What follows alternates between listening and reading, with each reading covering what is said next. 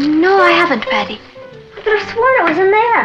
Did you look behind the shoe boxes? No, that's where I keep my old magazines. Oh, I'll bet it's in the downstairs closet. How was your day? Well, usual front page stuff. How was yours? Oh, I had a fascinating day. Yeah? I had a 3-hour lunch with my niece Anne and David Stone. Who's David Stone? He's a graduate student at Juilliard, and Anne is head over heels in love with him, and he's in love with her, but he's too shy to propose. Oh, well, Anne's too young to get married anyway. She's still a schoolgirl. She's a senior at college. You don't realize how mature she's become lately. Well, I think she should finish school first. You see, the trouble with us, Martin, is that we've watched her grow up right under our noses. We don't realize how grown up she really is. We still think of her as a child, but Martin, she's become a young lady. Well, I suppose we have been blind about her just because she's ours. Maybe it would be a good idea if she got married. I'm sure it would. Well, it's all right with me. When? As soon as possible.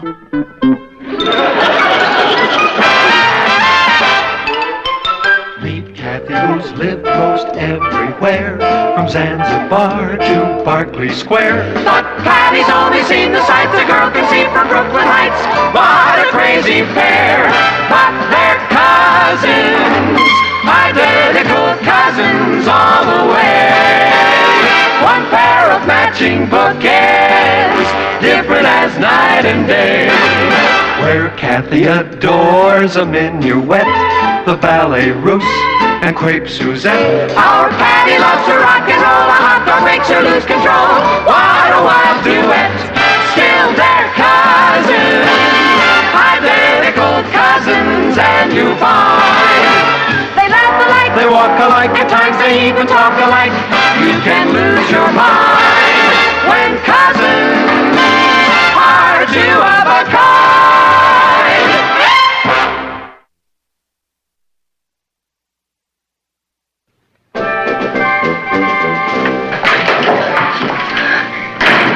What is the matter?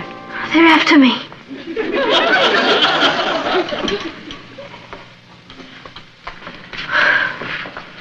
Who is after you? My own mother and father. I don't know how to tell you this. They're what? They're trying to get me married. Oh, Patty, that's ridiculous. I know it's ridiculous, but I just heard them plotting down there. They said I've grown up under their noses and they didn't realize it, and I'm becoming an old lady and they want to kick me out. You must have heard them rehearsing a play or something. Yeah, and I know the name of the play. It's called Getting Rid of Patty. You've got to be mistaken. All right? I want you to come downstairs and listen for yourself. All right, I will. But only to prove to you that you're wrong. I asked David to dinner tomorrow night. Anne's going to be out of town. I hope you don't mind. No, I don't mind. But what's the point? Well, apparently David has some complex about getting married. He had a pretty unhappy childhood. He was an orphan, and an aunt and uncle brought him up, so his memories of home life are rather grim. Oh, you'd like him to see how great family life can really be. Yes. I think he's afraid to raise a family. I'd like him to meet Patty and see what a wonderful child she is. Fine. Anything for the cause. He really would make a perfect husband for her. He's very warm, and you know how outgoing she is. Yeah, she never runs down. I'm glad I asked him to dinner tomorrow night. Well, let's make sure Patty's going to be home. Martin, wouldn't it be wonderful if it all worked out? We'll give them a beautiful honeymoon. Well, take it easy. We have to get them married first. We could send them to June Lake. She loves the country. Hi, folks. Hi, Patty. You know, we were just talking about you. Were you? You're looking very pretty, honey. Thank you, Papa. Our little girl is really growing up, isn't she, Nat? Yes. Patty, do you have any plans for tomorrow night? Tomorrow night? Why? Oh, we're having a dinner guest, and I want you to meet him. I can't. I have a date with Richard. Well, couldn't you break it? You never asked me to break a date with Richard before. This is rather important, darling. Oh, you're going to like this man. He's very nice, and I'm anxious for you to make a good impression on him. You are? Yes. As a matter of fact, I think you should wear your new dress tomorrow night. See, one of the reasons he's coming is to meet you. And I think you should go to the hairdresser in the afternoon. Excuse me. Any questions? They're leading me to the slaughter. I can't believe it. You'll dance at my wedding.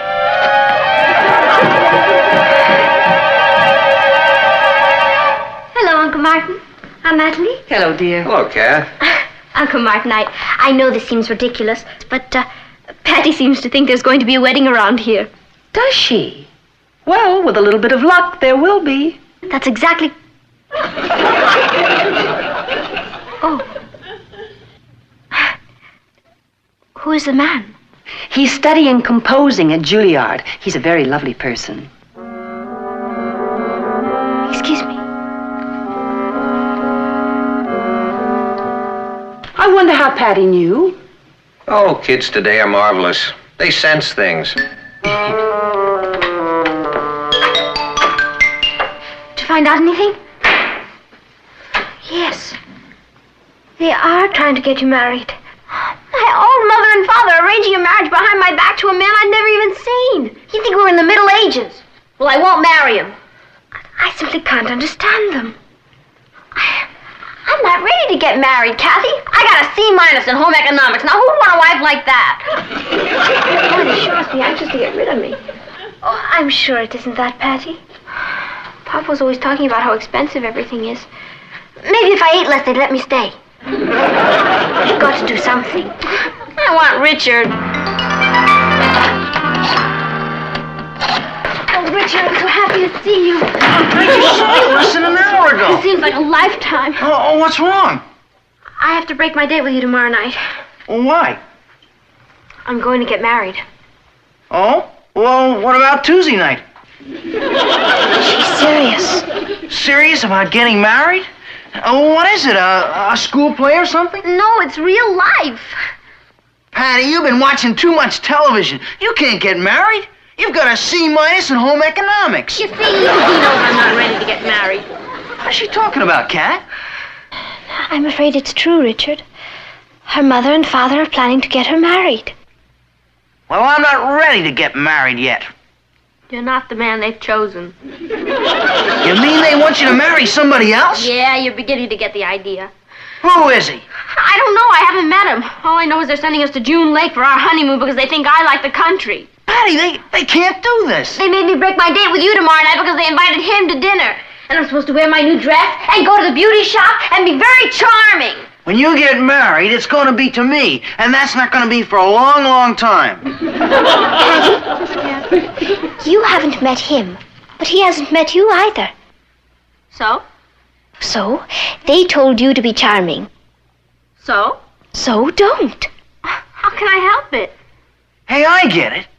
She means make yourself unattractive and act stupid. Oh, he'd never believe it. You've got to try. I mean, if he doesn't like you, there's not going to be any marriage, right? Right. Kathy, I've got to hand it to you. When the chips are down, you're brilliant.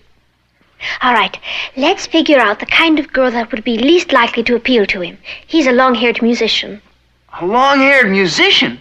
Well, then Patty can act herself. Oh, we really got to make him head for the hills. He'd probably like someone who was scholarly, like serious books, art, the theater, the classics. All you have to do is be opposite. That's not hard. That's the real me.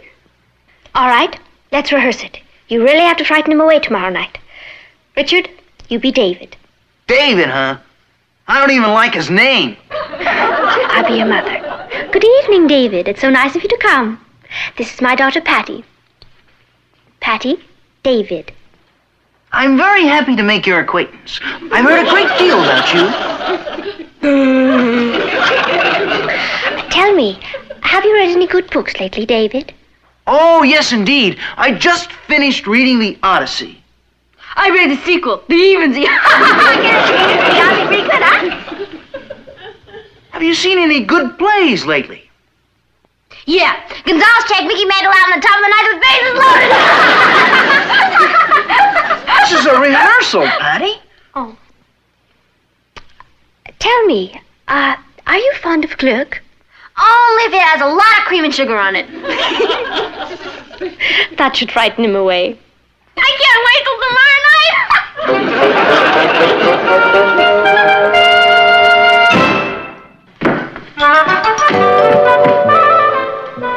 That's him. He's early. Yes, your mother and father aren't back yet. Yeah, I know. They went to get him some caviar or something. What do we do? Well, we can't keep him out there. Let him in. You can get rid of him before they get back. Yeah.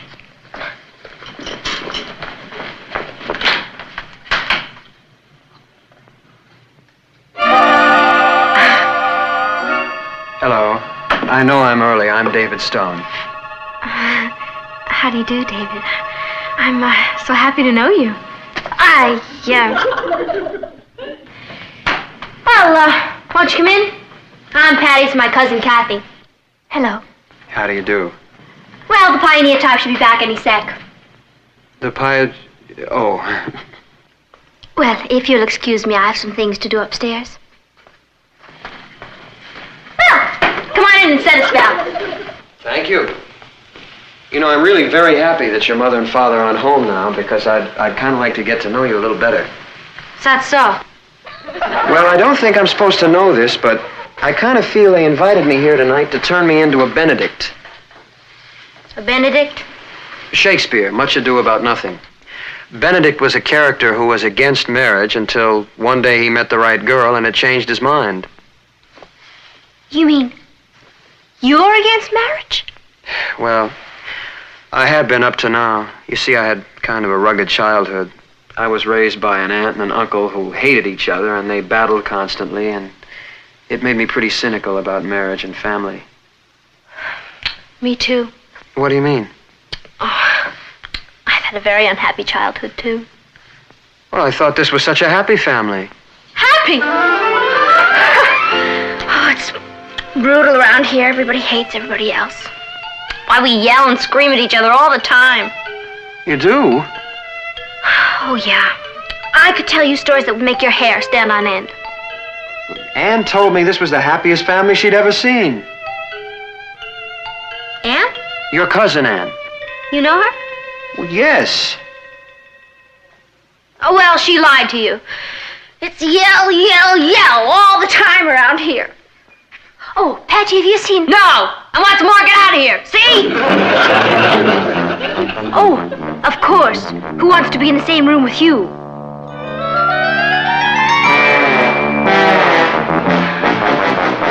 You see? Do your parents quarrel? Day and night. They're the only family Anne has. Yeah. Poor Anne. Well, she never even mentioned this to me.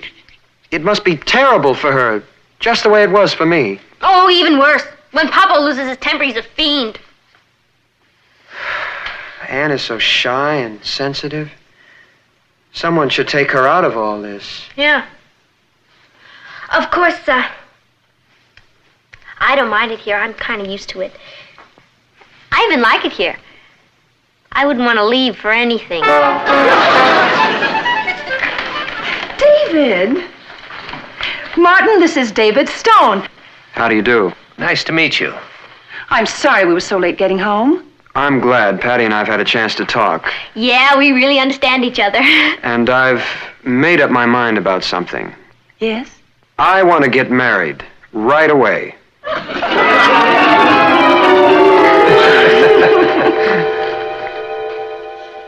Francis, I can't tell you how excited we all are. Oh, of course, Anne is just beside herself. She loves David so much. Yes. Uh-huh. Yes. Yes. Hmm? Mama! And David simply adores her. Oh, I'm going to help her pick out the wedding gown. Well, if we can get ready in time, we'll have the wedding next week. You know, I have just a million things to do. We're going to have the wedding right here at the house, and I do want it to be beautiful. Oh, about 100 people. Yes, I know she seems like such a child, but she isn't really. I know. He made up his mind last night, right after he had a talk with Patty. Isn't it wonderful? Oh, I'm so delighted. I can't believe it. You mean I'm gonna be a bridesmaid? Well, Patty's downstairs now talking to your mother. I'm sure it'll all be settled.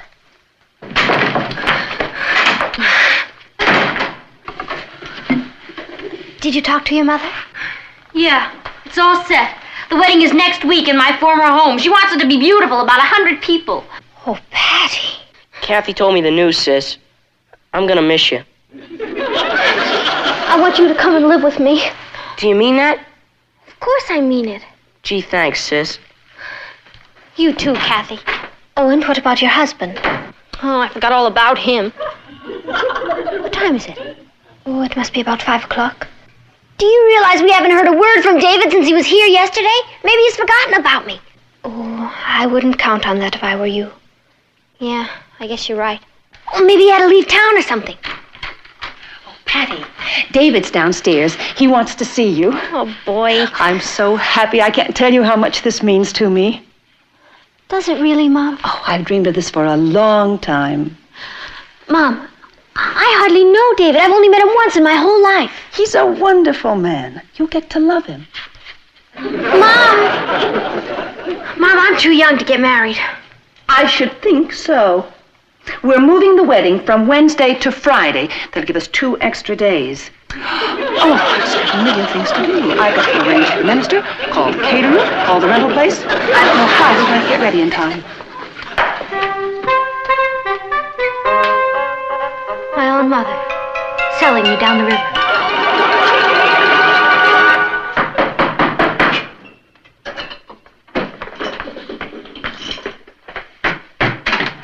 Richard, why'd you use the back door?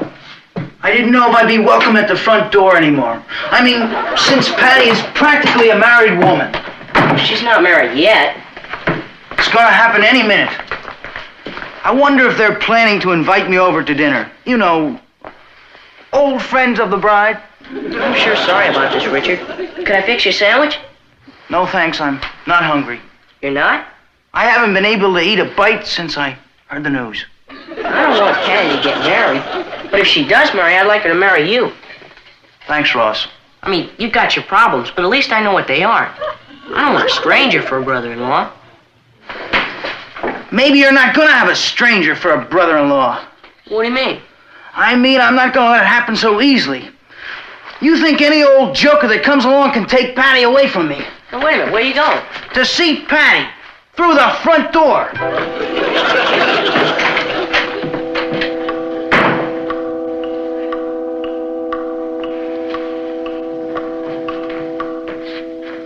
Hello, Patty.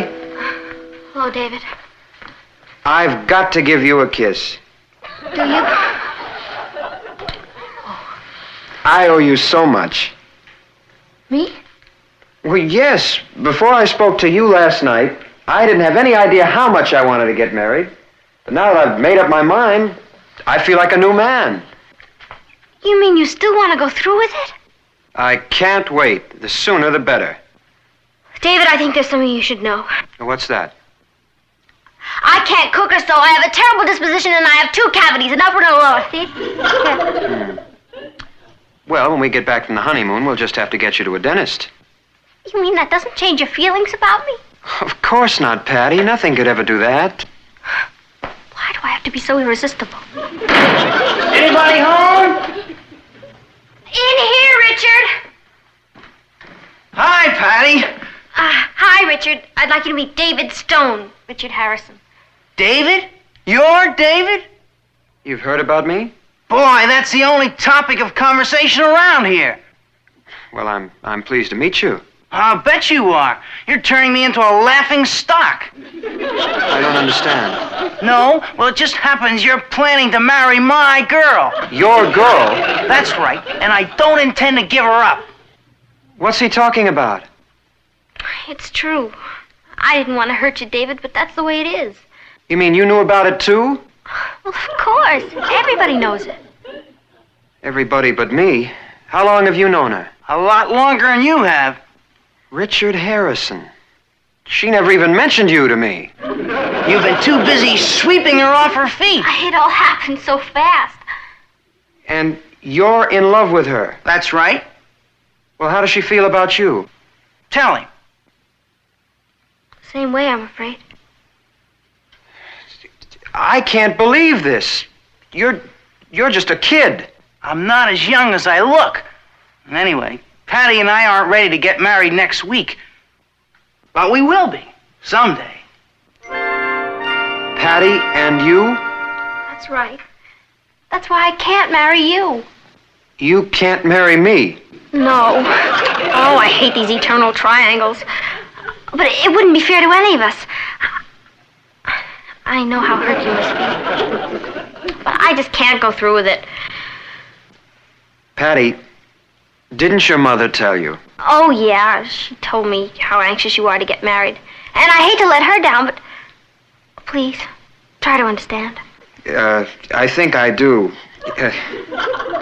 Look, the truth of the matter is... Yes. Well, the truth of the matter is... Well, I'm just very happy we had this chat.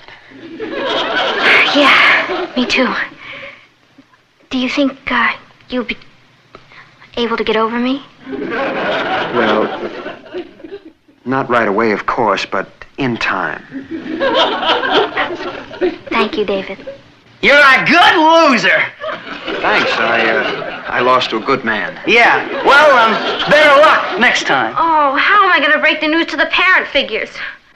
Would you like me to do it for you? Would you? Yes, I think it might be easier coming from me. Yeah, that way you can tell them you're all right. You know something? You're all right. All set? All set. Bye. So long. Oh, hey, wait a minute. Didn't you say you know my cousin Anne? Yes. Look, if you're so anxious to get married, why don't you try her? Not me, but... Oh, she's a wonderful girl. Good luck.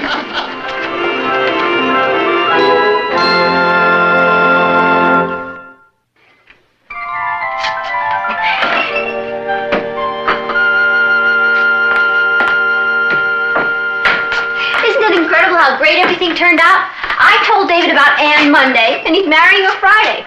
When I play Cupid, I don't kid around. Maybe you should be a professional matchmaker. Yeah, that'd be great. You know, I really thought I was going to be in big trouble this week, but I got out of it. She didn't. She didn't. I'm afraid she did. Patty must have taken it for granted that we were all speaking of her wedding. Well, why didn't she come to us and discuss it? Well, perhaps she felt she couldn't. But why? Because she can't stand screaming. When Anne and I get back from our honeymoon, we'd like very much to have a talk with you about Patty.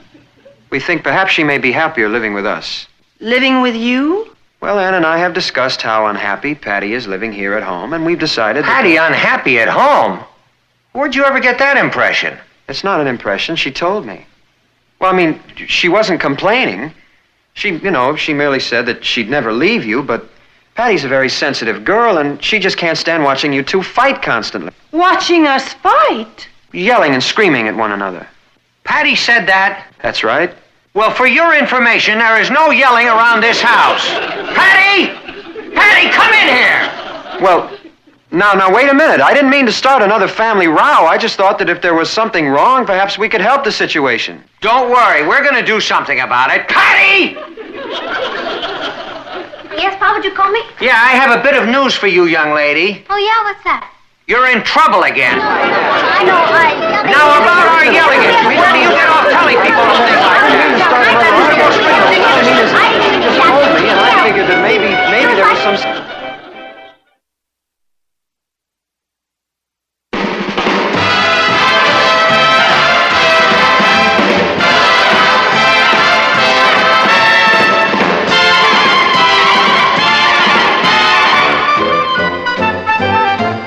Here's Kathy, who's lived most everywhere, from Zanzibar to Berkeley Square. But Patty's only seen the sights a girl can see from Brooklyn Heights. What a crazy pair! But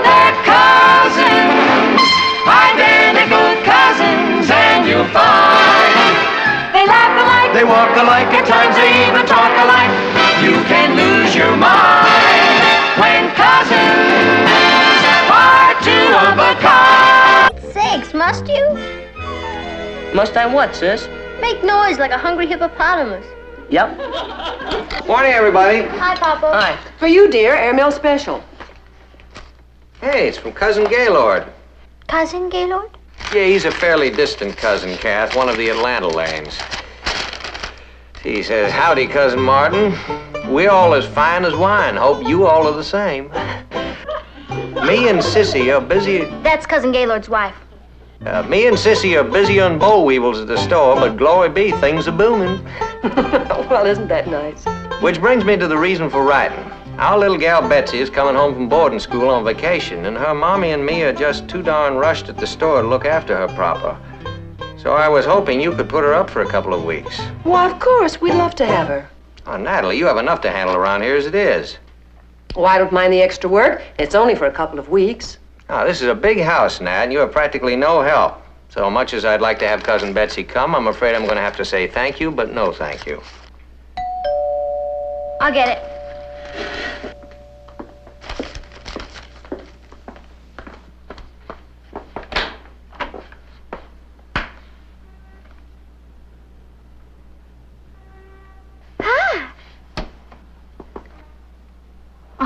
Oh. May I help you? You must be Cousin Patty. Cousin Patty? Uh-huh. I'm Daddy Gaylord's little gal, Betsy. Hi.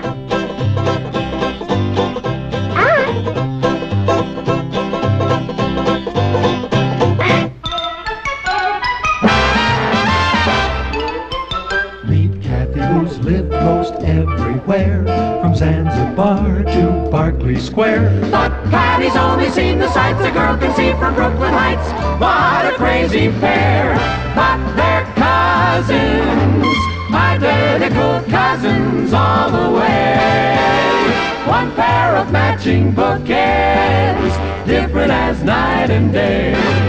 Where Kathy adores a minuet, the ballet russe, and crepe Suzette. Our Patty loves to rock and roll, a hot dog makes her lose control. What a wild duet, still they're cousins, identical cousins, and you find they laugh alike, they walk alike, at times they even talk alike. You can lose your mind when cousins are two of a kind.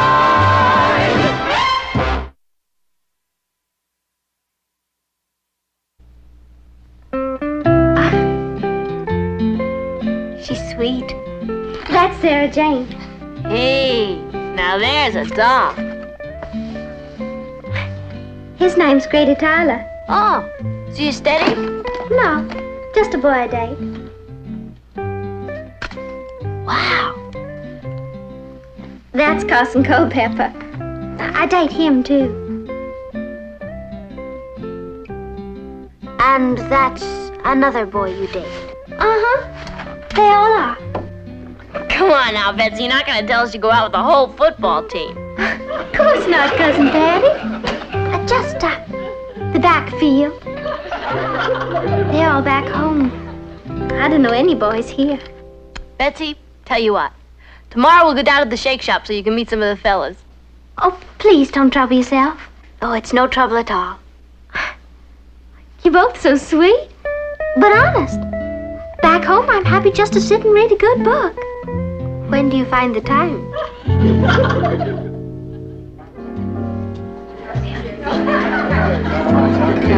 Oh, yeah!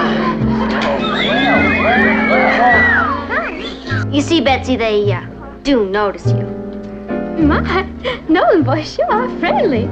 Well, they want you to know there's no hard feelings about Fort Sumter. Oh, come on, there's Kathy. Excuse me. Hi. Beg your pardon. Excuse me. Hi, Kathy. We're here. We saved a place for you. George, say hello to Betsy Lane, our cousin from Atlanta. Betsy, this is George Tutwiler, a friend of mine. Pleased to meet you. How do you do? Thank you. Did you say Tutwiler? That's right. Are you by any chance a kinfolk of Thomas Jefferson Tutwiler, the famous Confederate general? Gee, I don't know. My folks are mostly in the stationery business. I'll just bet you are. Down home, there's this big statue of General Tutwiler in the park, waving his saber and leading his troops into battle. You look just like him. No kidding. Uh-huh. What'll it be? That depends on how Kathy's fixed for funds. No, this is my treat. Well, thank you kindly, Mr. Tutwiler. Call me George. George. I'll have a chocolate sundae with sprinkles. What about you, Betsy? Oh, I'll just have a little root beer. 1 root beer. Oh, make it a small one here. When I meet somebody fascinating, I just get too excited to eat. No kidding. I hope we're not interrupting anything, Kathy. No, George was just going over a poem he's reading to the literary club. A poem? Really? I just adore poetry. No kidding. Uh-huh. George was reading some of Shakespeare's verse. Oh, I'd love to hear it, Mr. Tutwiler. Call me General. I mean George. George.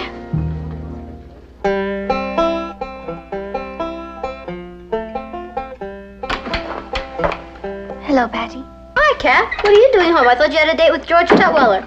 He called to say he couldn't make it. Oh, that's too bad. Hey, have you seen Betsy? She's not in her room.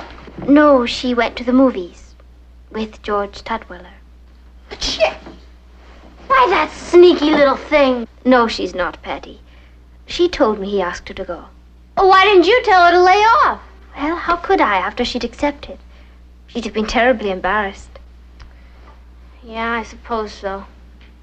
Well, goodbye, Charlie, to him, I say. Yes. He was very nice, though. Oh, forget it, Kath. If a guy is that fickle, I say P.H.I. P.H.I. Pack him in. You're taking my loss very well.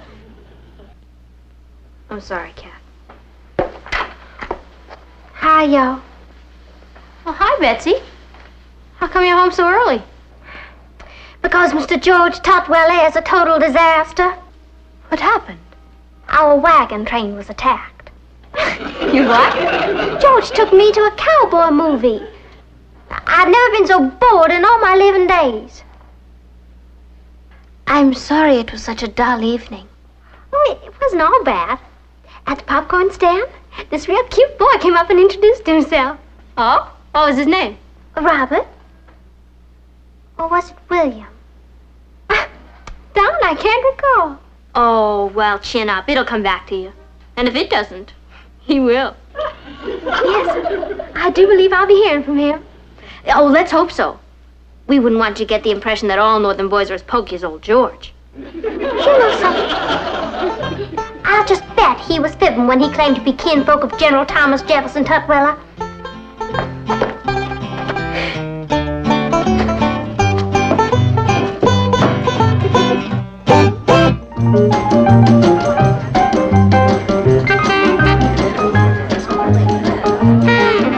Come on, Kath, let's park. Hey, too bad Betsy couldn't come tonight. The place is really swinging. Patty, Betsy is here. Look. Yep, that's our Betsy. I wonder who she's with. Perhaps it's that real cute boy whose name she couldn't remember. It's Richard! Why, that Confederate Cleopatra! Patty, you can't make a scene here. Well, how dare she date Richard? He's mine! Well, Betsy doesn't know that. Obviously, Richard hasn't told her.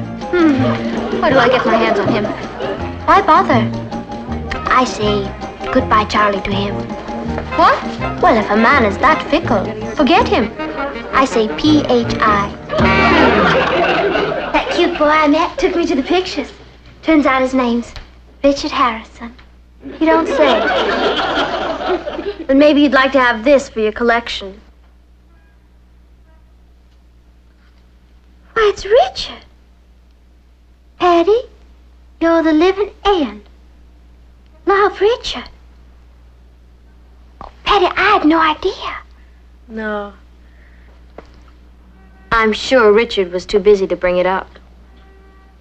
What a wicked boy. I could sink right through the floor. Forget it. You can't help being irresistible. We'll make like it never happened. Patty, you're such a wonderful person. Yeah. I hope we don't run out of boys before you leave. Richard was right about one thing. You are the living aunt. Good night, Betsy.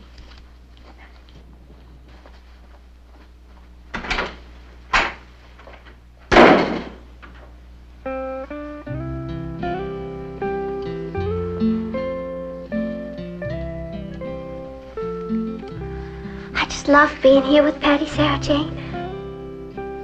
I wish I could stay on and on like Cousin Kathy. Don't see how I could, though, as long as Kathy's here. Sarah Jane, wouldn't it be nice if Kathy suddenly took a notion to go off and live with a daddy in Europe? Don't suppose she ever will, though. Not unless something happened to put that notion in her head.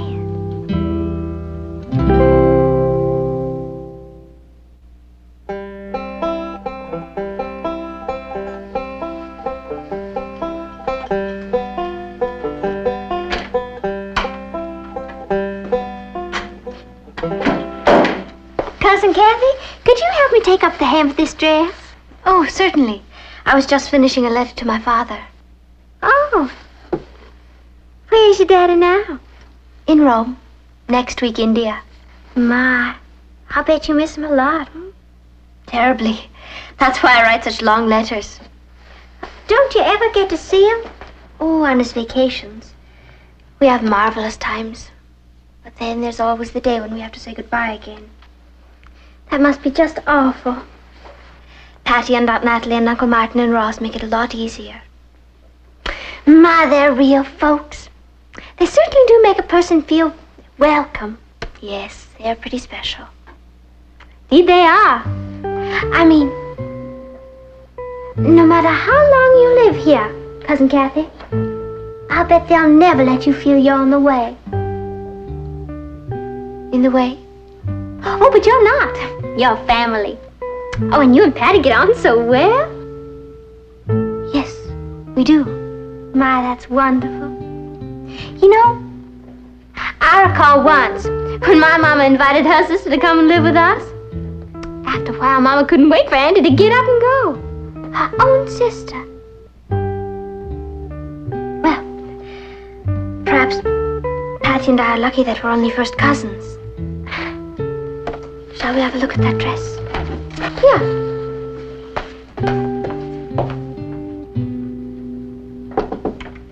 Hi. Hi. Busy? Oh, just doing my geometry homework. Or trying to. Darn. Why wasn't I born with brains like Kathy? Aunt Natalie says she's just brilliant. Fantastic. IBM machines bring their problems to Kathy. Why, your mother just goes on and on about how wonderful Kathy is. Yeah. Oh, why don't you ask her to help you with that? Oh, not Kathy. She says it's good for my character to go it alone. Oh. My roommate at boarding school is smart like Kathy. Mary Lou. Knows everything. Yeah. That can be a drag to live with sometimes. You really mean that, Cousin Patty? Oh, don't breathe a word of this to anybody. But as much as I adore and worship Kathy, Yes. well, sometimes when she comes on like Albert Einstein. I won't say a word. That's just how I feel about Mary Lou sometimes. Aren't we awful? Dreadful. You know something, Cousin Patty? I didn't realize we had so much in common. Well, better get along with that now.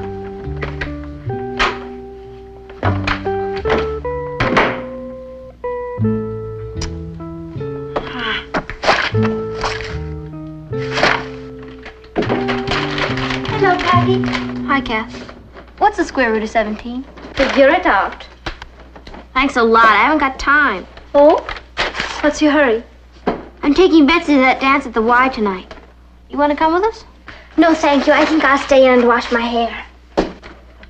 Well, as long as you're staying in, would you copy out the last few equations for me? I will if you insist.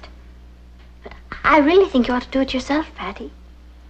Excuse me. I forgot what a high-minded character I live with. What? Well, it's not as if I asked you to help me cheat on an exam or something.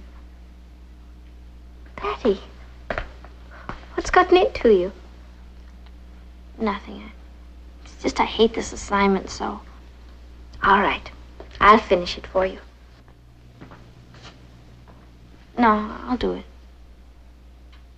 Well, why don't you come with us, Kath? The place will be bulging with boys. Indeed. All baying after you and Betsy. Kathy, you can have any boy you want. You just don't try. You have to pour on a little flattery. I know. But when I do, I sound like such a ninny. Oh. Is that how I sound to you? Like a ninny? I didn't mean that. Well, you practically said so. I didn't. But you do think so. All right. If you want the truth, I suppose there are times when you do. Kathy. Oh, don't be upset. I'm sure there are times when you find me a long-haired drag. I never said that. Let's face it, Patty, we're really very different people. Yeah, but we get along great. Don't you ever get tired of having me around all the time? Intruding? Intruding? Kathy, whatever put such an idea in your head? I don't know. Perhaps it was something that Betsy said the other day. What did she say? That I was lucky to be living with a family that never made me feel I was in the way. In the way? You? You know, the other night, little old cousin Betsy somehow got me to admit that, well, that I get edgy when you're being brilliant at school. And I found myself telling her that I resented your being so popular with boys. Kathy, do you think our cousin is up to something? I don't know. Sure sounds like she's trying to make trouble between us. But why on earth should she? I can't imagine. Something spooky is going on around here. Patty, Betsy is a very sweet girl. Oh, bless her. Butter would melt in her pretty little mouth. Let's not be unkind. No. I'll just have a little old root beer. Or make it a small one. Here. When I meet somebody fascinating, Mr. Tutwiler, I just get too excited to eat. And then she went after Richard the chicken-minded. I'm gonna find out what she's up to. How? By out-sneaking her.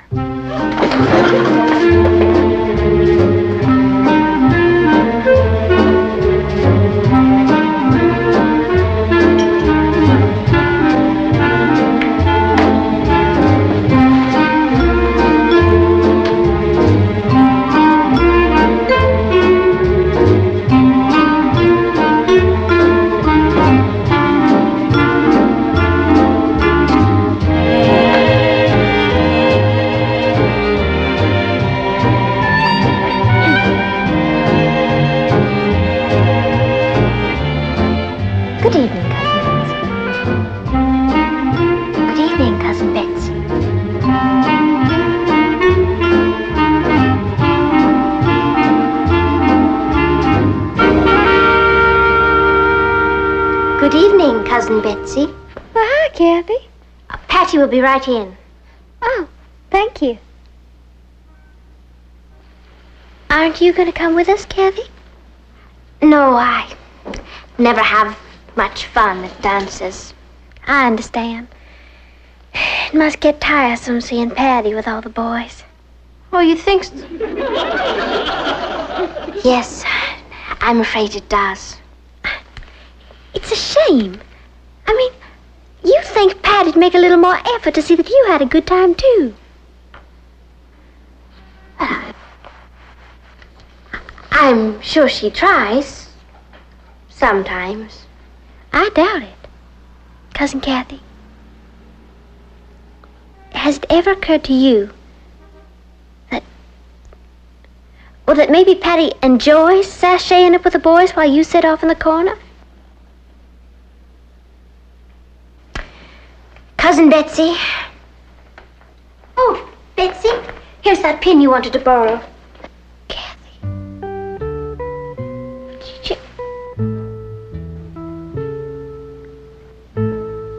Patty, what have you been doing? Just, having a little heart-to-heart with our cousin. Isn't that right, Betsy?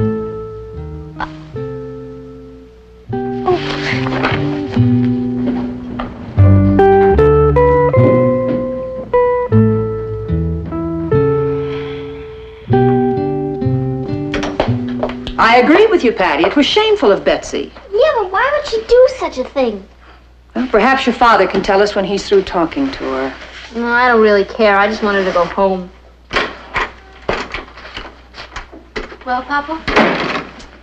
Well, I had a talk with Betsy, and then I called Cousin Gaylord, and he's coming to pick her up. Good riddance. Patty, you and Kathy have every reason to be furious with Betsy, but we should try to understand her a little. I do. She's a snake. No, she's just a very lonely girl. Lonely? Have you seen that collection of boys on her dresser? Well, maybe she has plenty of dates. But what she doesn't seem to have is a family. What about Gaylord and Sissy? Well, I gather that Gaylord and Sissy ship Betsy off to boarding school so that they can devote all their time to building up their business. And on her vacations, they fob her off on relatives like us. Okay, so she's lonely. But why did she try to start a feud around here? Because, honey, she had the wild hope that Kathy would decide she wasn't welcome here, and then Betsy could come and live with us instead.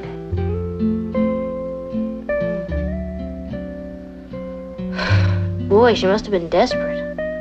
She must feel terrible about this. Okay, I'll go tell Kathy we don't hate Betsy anymore. I think somebody ought to have a talk with Cousin Gaylord. Somebody did. That's why he'll be here on the next plane.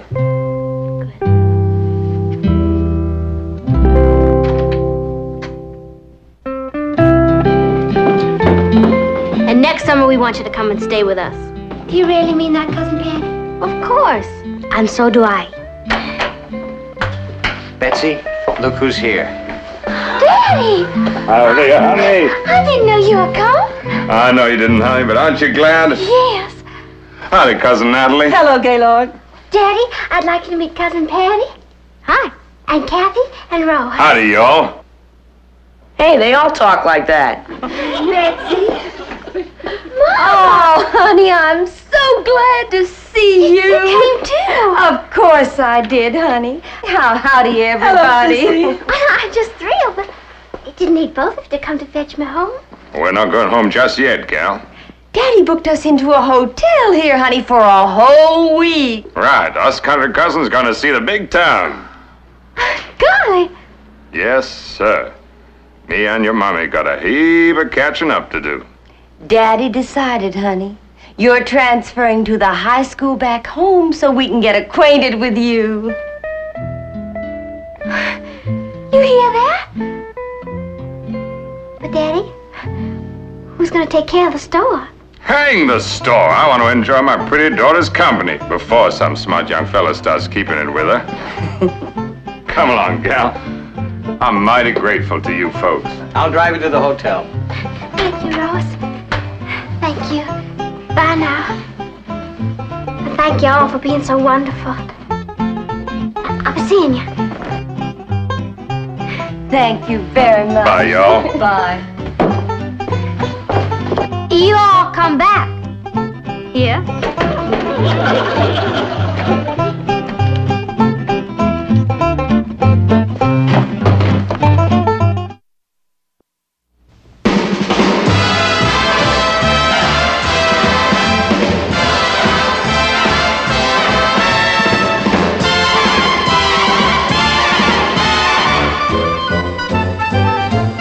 Here's Kathy, who's lived most everywhere, from Zanzibar to Berkeley Square. But Patty's only seen the sights a girl can see from Brooklyn Heights. What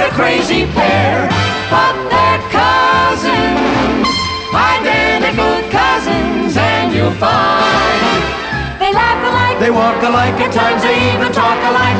You can lose your mind when cousins are two. What's going on? It looks like they're giving away free banana splits. We got a celebrity with us. A big deal. Look at everybody acting like a bunch of lunatics. Oh, gee, excuse me. Excuse me, I've got a lot of work to do. Excuse me.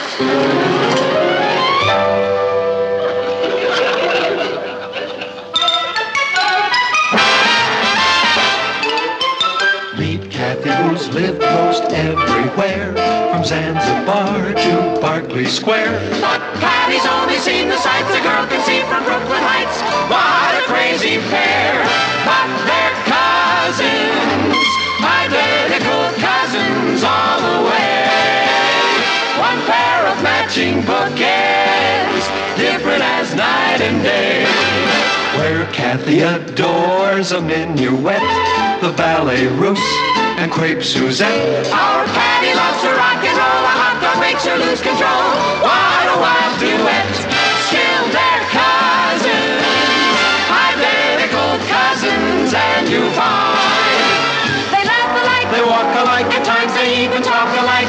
You can lose your mind when cousins are two of a kind.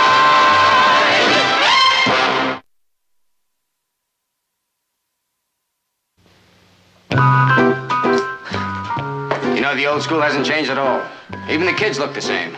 We've added some new classrooms. Would you like to see them? Yes, I'd love to.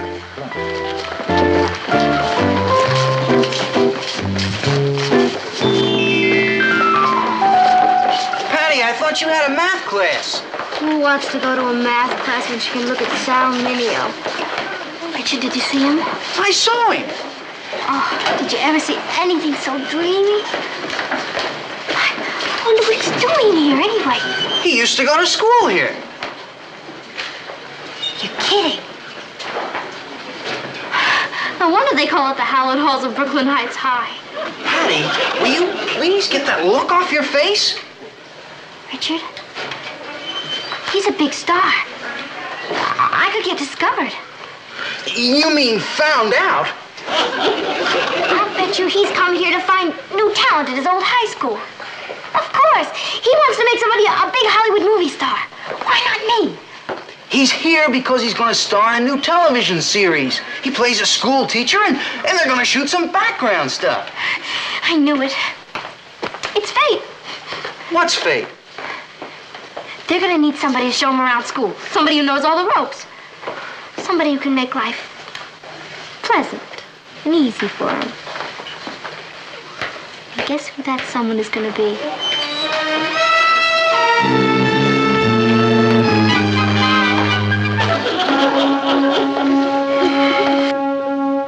Sal, this is Kathy Lane, Sal Mineo. Hello, Kathy. I'm happy to meet you. How do you do, Mr. Mineo? I've enjoyed your pictures and plays. Well, thank you. I've heard a lot about you from Mr. Layton. I thought it'd be a good idea if I assigned someone to show Mr. Mineo around the school. Would you like to take on the job, Kathy? Yes, I'd love to. And I promise I won't be a nuisance. I'll bet there are thousands of girls who'd like to be in your shoes, Kathy. I can think of one.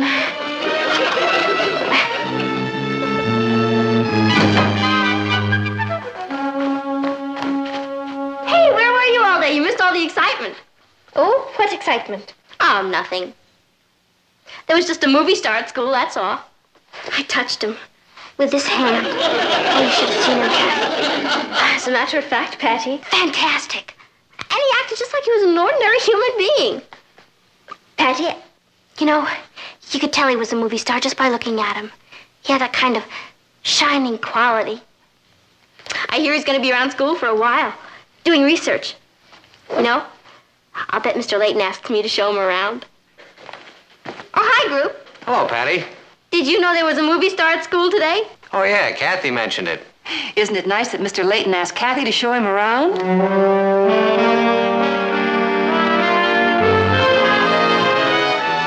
Mr. Layton asked you to show Sal Mineo around? I tried to tell you, Patty.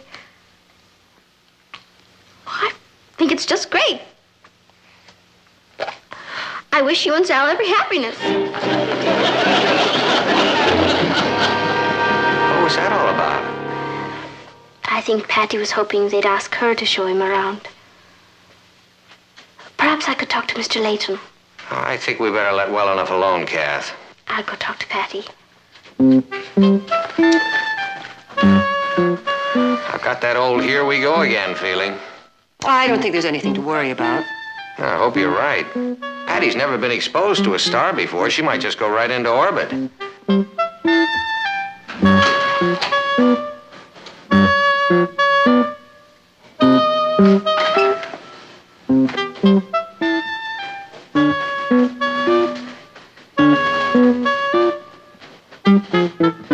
Are you all right, Patty? Sure. My ego's a little bruised, but I'll get over it. I didn't ask Mr. Layton to select me. Yeah, I know, Kath. I'm not blaming you. I think it's great. I really do. I mean, a big celebrity comes to Brooklyn Heights High, they need somebody to show them around. So who do they ask? Do they ask a girl who knows every nook and corner of that school like the back of her own hand? Do they ask a girl who has something in common with a movie star? Do they ask a girl who knows how to handle a situation like that? No, they ask you. You! While I go to waste. Well, I'm glad you're not upset. Upset? No, I'm not upset. Sal Mineo doesn't impress me. Good. Kathy? Yes? Would you do me a favor? If I can. Would you get me his autograph?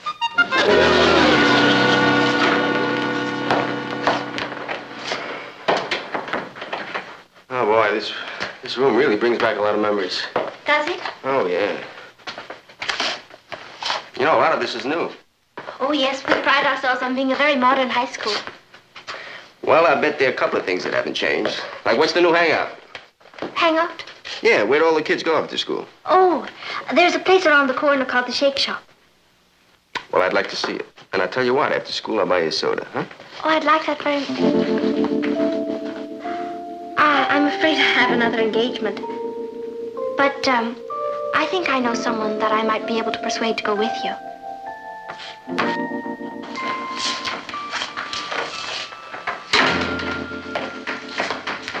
Patty? Yeah? Can I talk to you for a moment? Could you make it a little later, please? I'm up to my... Hi, I'm Sal Mineo. Yeah, I know. Your cousin Kathy suggested that you might take me to the Shake Shop a little later. My cousin Kathy suggested that? My darling cousin Kathy? The greatest girl who ever lived? Well, of course, if you're busy, I can... Busy? You mean this? Oh, this is just my hobby. My real career is, show business. Ah, I see. I knew you would. May I call you Mr. Mineo? Oh, no. You may call me Sal. Sal? Sal. Oh. My grandchildren will never believe this. Yeah, look, Patty, before you have your grandchildren, could we have that soda? A lot of people say that I have a natural talent. You should see to do some of my imitations. And I can play the tuba, and I do great Hungarian accent. All at the same time? Well, we're getting kind of carried away. No, look, it's great to be enthusiastic about it. It's wonderful. But in order to be a good actor, and I mean a really good actor, takes a lot of training and a lot of hard work. Yeah, but it's all worth it, though, isn't it? Oh, look, Patty, if I told you that I didn't enjoy all of it, I'd be a liar. Sure, it's wonderful. But the only problem is that sometimes it's very difficult to have any privacy, you know? Oh. Yeah, I bet it is. Although nobody's bothering you around here. Yeah, but you see, they don't expect me to be in a place like this. I mean, that's why nobody's recognized me. But if, like, one person recognizes me, then, it all sort of happens. You know? Oh, really? Hi, Gloria. Oh, hi, Patty. I was just saying to Sal here that. Sal,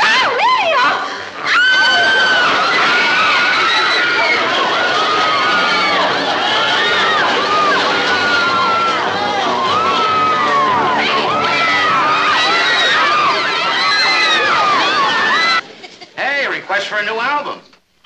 Personal appearances. Chicago, Detroit, Paris. Paris. I don't even speak French. I don't think it's your voice they're interested in. Oh, here's a wild one. They want to know if you'll do a show at Brooklyn Heights High. Hey, wait a minute. Let me look at it. They'd like me to appear in a review sketch. The nerve of them kids. Hey, let's do it. Are you kidding? You haven't got time. We'll cancel one of the personal appearances. Colin, you don't know what these kids are like. They've been great. I'd like to do something for them. Buy them a new school. Aside from that, come on, tell them we'll do it. Actors.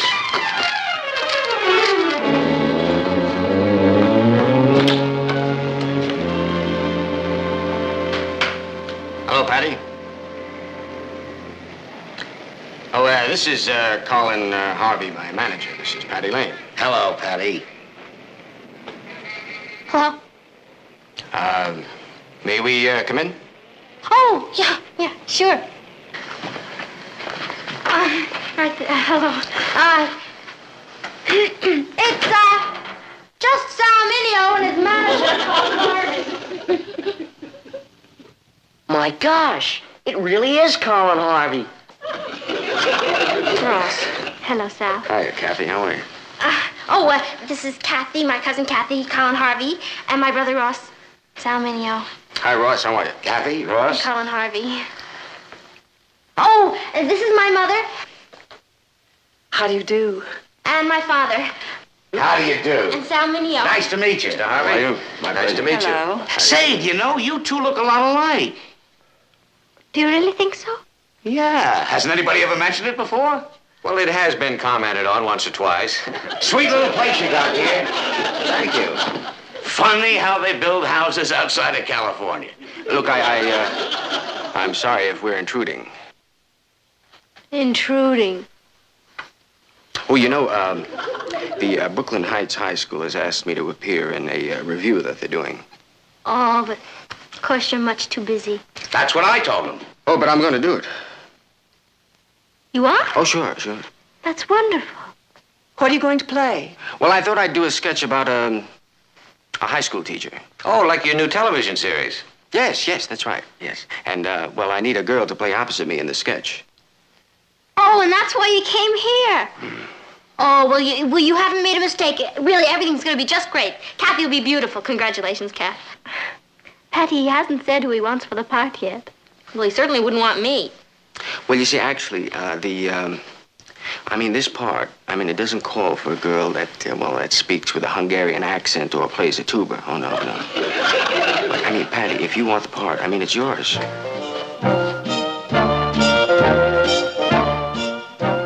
Did you hear that? I'm co-starring with Sal Mineo.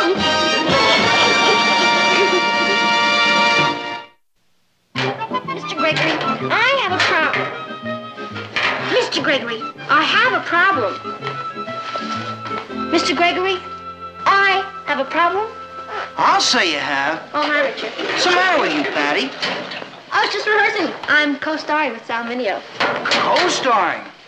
You're playing a little scene with him in a high school play. Well, everybody has to start somewhere. Look, if he didn't think I was good, he wouldn't have picked me. Are you definitely set for this part? Well, practically, definitely. What's that mean? That means that the principal thinks everybody should have a chance to read for the part. But Sal said if I'm any good at all, he'll see to it that I get it. I'm on my way to audition now. I thought we had a date for the Shake Shop. That was before I was co-starring with Sal Mineo. Some other time, Richard.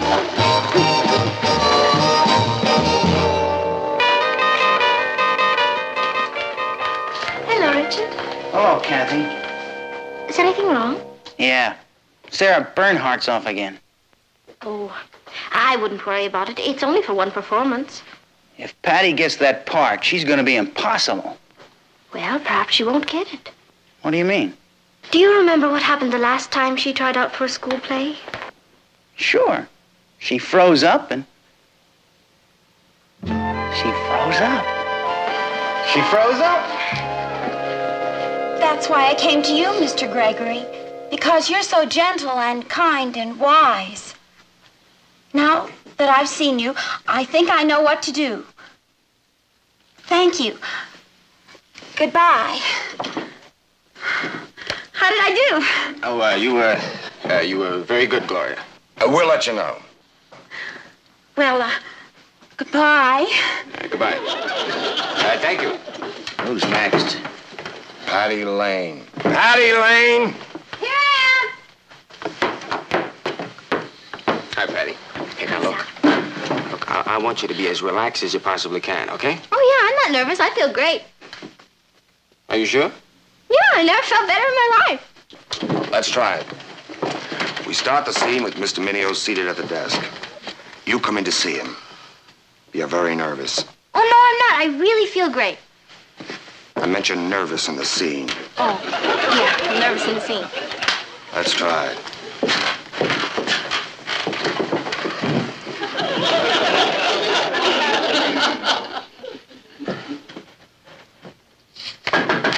Come in.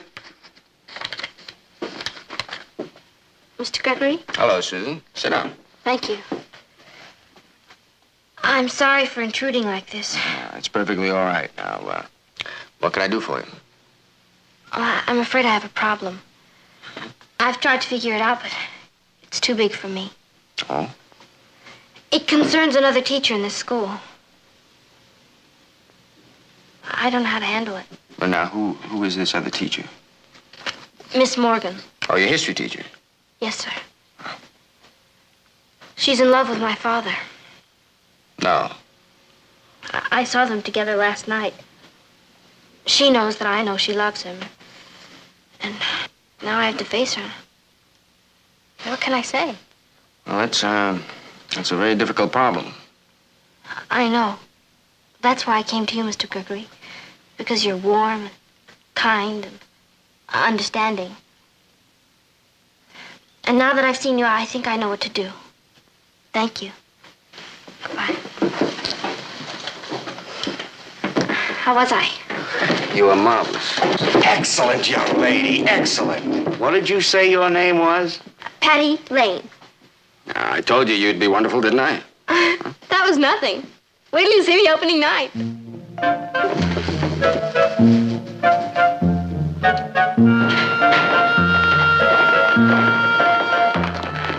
Hi there. Good morning. Good morning. We need help. What's your problem? Well, the problem is, well, how do you compete with a celebrity? I don't think you have to compete with anyone, Richard. You're wrong, Mrs. Lane. Ever since Patty met Sal Minio, you'd think I was nothing. I mean, he's a famous actor, he's rich, and he's handsome, and... You want to know what she sees in him? Oh, no, sir. I know what Patty sees in him. What I want to know is what he sees in her. I imagine it's the same thing you do. No, it isn't that. I mean, I understand Patty. Everyone thinks she's a crazy, kooky kid. But I know the real Patty. And underneath it all, she's a crazy, kooky kid.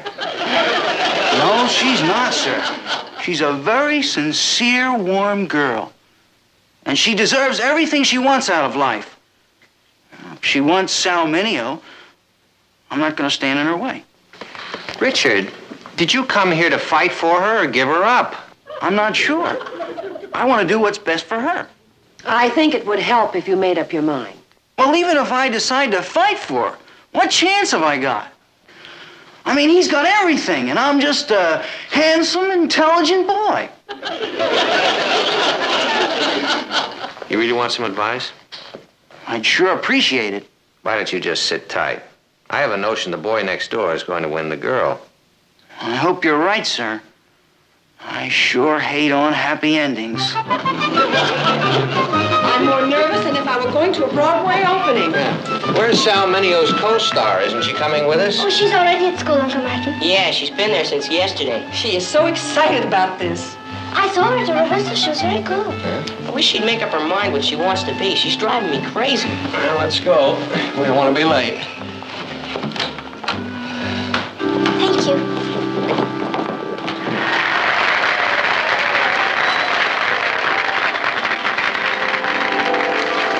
It's the next one. The high school teacher starring Sal Mineo and Patty Lane. She better be good. She's using my name.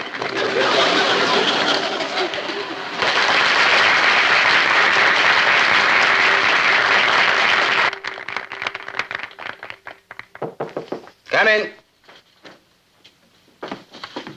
Mr. Gregory?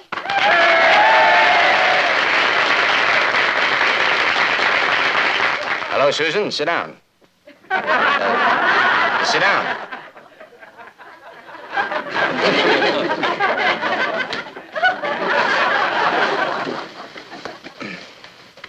You're probably sorry to intrude like this. Yes. I'm probably sorry to intrude like this. Well, now, that's perfectly all right, Susan. Now, tell me, what can I do for you?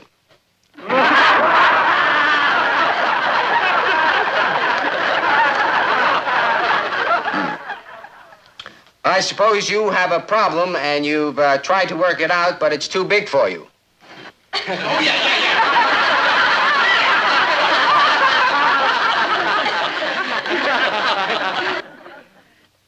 Does it concern another teacher at the school? Anything you say.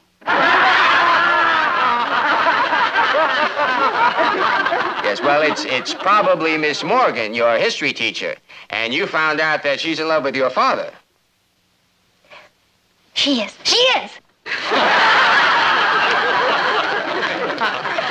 And so you've come to me because you don't know how to face her and because you don't know what to do about it. And it's a very, very big problem. And you've come to me because I'm gentle and kind and wise. And now that you have seen me, you know what you can do. Well, goodbye, Susan, and good luck. Goodbye, Susan. Goodbye, Susan.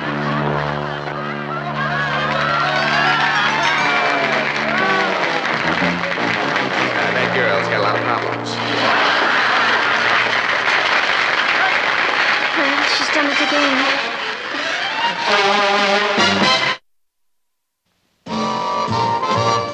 Remember, Ross, when Patty comes down for breakfast, I don't want any jokes made about last night. Dad, that's not fair. I've been practicing all morning. Your father's right. An experience like last night could be very serious if it isn't handled carefully. You mean she could have a trauma? Ross, Patty is very sensitive.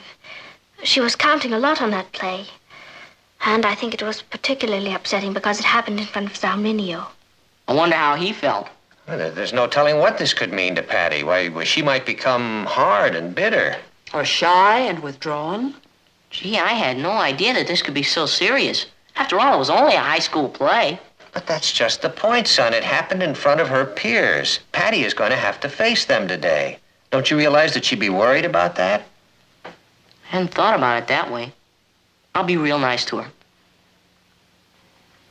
I doubt if she'll be very hungry, Aunt Natalie, but perhaps you should insist she eat. I will. If she's so nervous and upset, why is she still asleep? Well, sleep is one of the greatest escapes in the world, son. It's nature's way of protecting us from what we don't want to face. Good morning, everybody. Sorry I'm late. Boy, did I sleep. Mom, how about some bacon and eggs this morning with maybe a few pancakes on the side? You have an appetite? I'm starved.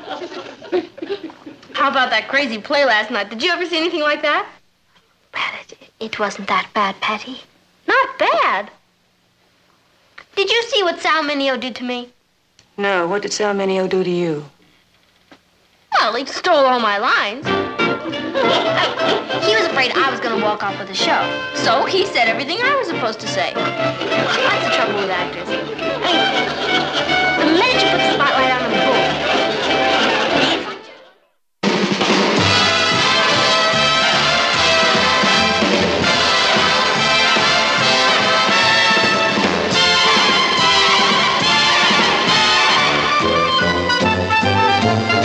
Here's Kathy, who's lived most everywhere, from Zanzibar to Berkeley Square. But Patty's only seen the sights a girl can see from Brooklyn Heights. What a crazy pair! But they're cousins, identical cousins, and you'll find they laugh alike, They walk alike, at times they even talk alike. You can lose your mind when cousins part. Richard, I can't imagine what's keeping her. She should have been home hours ago. I just have time for one more sandwich. Oh, yes. Would you like some more milk? Thank you. She knows I was going to meet her here, Kat. Yes, well, I'm sure she'll be here.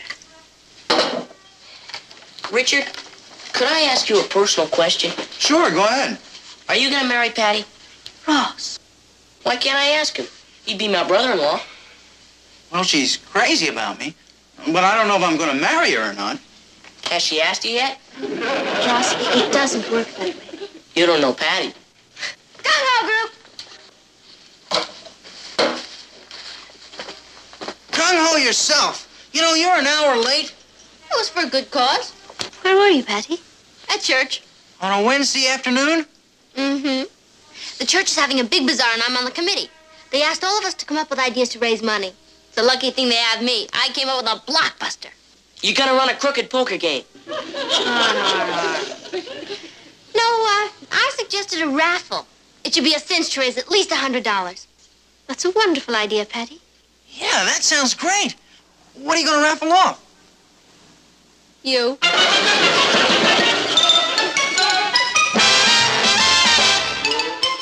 Meet Kathy, who's lived most everywhere, from Zanzibar to Berkeley Square. But Patty's only seen the sights a girl can see from Brooklyn Heights. What a crazy pair!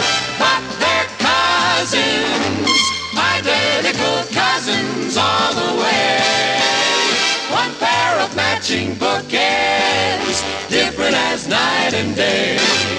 Where Kathy adores a minuet, the ballet russe, and crepe Suzette. Our Patty loves to rock and roll, a hot dog makes her lose control. What a wild duet, still they're cousins, identical cousins, and you find they laugh alike, They walk alike, at times they even talk alike. You can lose your mind when cousins are two of a kind.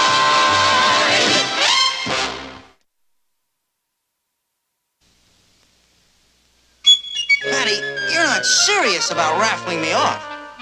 Oh, yes, I am. It's all set. Well, it's unconstitutional. Richard, I have it all figured out, Richard. Why would anyone buy a ticket to win him? Because the prize is not only Richard, but dinner at the Starlight Room and orchestra seats to the Broadway smash hit A Girl from Paris. Hey, that's great thinking. Then you'll let us raffle you off? Sure. Oh, I mean, it's the least I can do for the church. Yes, fiancé. Well, we better get down to business. Now, the bazaar is only 2 weeks away, and we have a lot of work to do. I figure we can charge 50 cents a ticket. If we sell 10,000 tickets, that's $5,000. Richard, I love you. But don't go into orbit. If I can get rid of 100 tickets, it'll be a minor miracle. Be sure they know it's me. That'll hold back the sale. Okay. Gung-ho! Patty, why don't we print our own tickets and save that expense? George has a small printing press that I'm sure he'll let us use. That's a great idea, Kat. And we can print them on the back of last week's math test. I can't believe it. I'm the prize.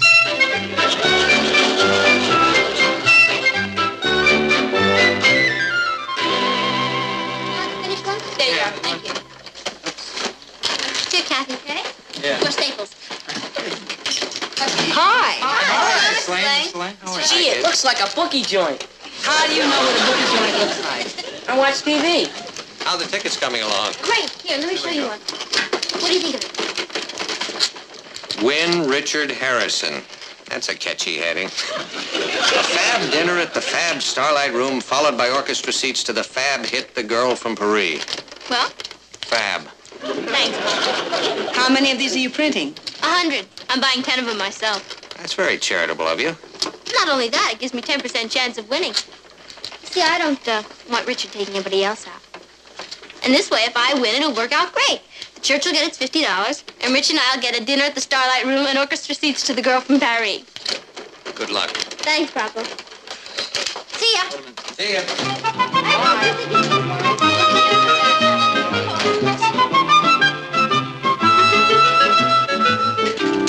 I just sold 10 more tickets. How did you make out, Kat? I sold another 5. Great, that means we only have 60 tickets left to sell. Hello, Patty. Kathy. Hi, Gloria. I understand you're selling raffle tickets for Richard. Yeah. I'd like to buy some.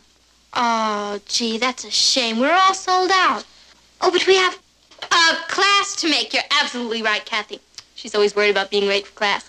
Well, better luck next time. Bye. Patty, how could you do that? We still have 60 tickets to sell. Not to her, we don't. I don't trust her with Richard. This is for charity, remember? Yeah, and charity begins at home. I'll buy the tickets myself. How many have you bought already? This will make 11. I have an 11% chance of winning a date with my own boyfriend. Let's go.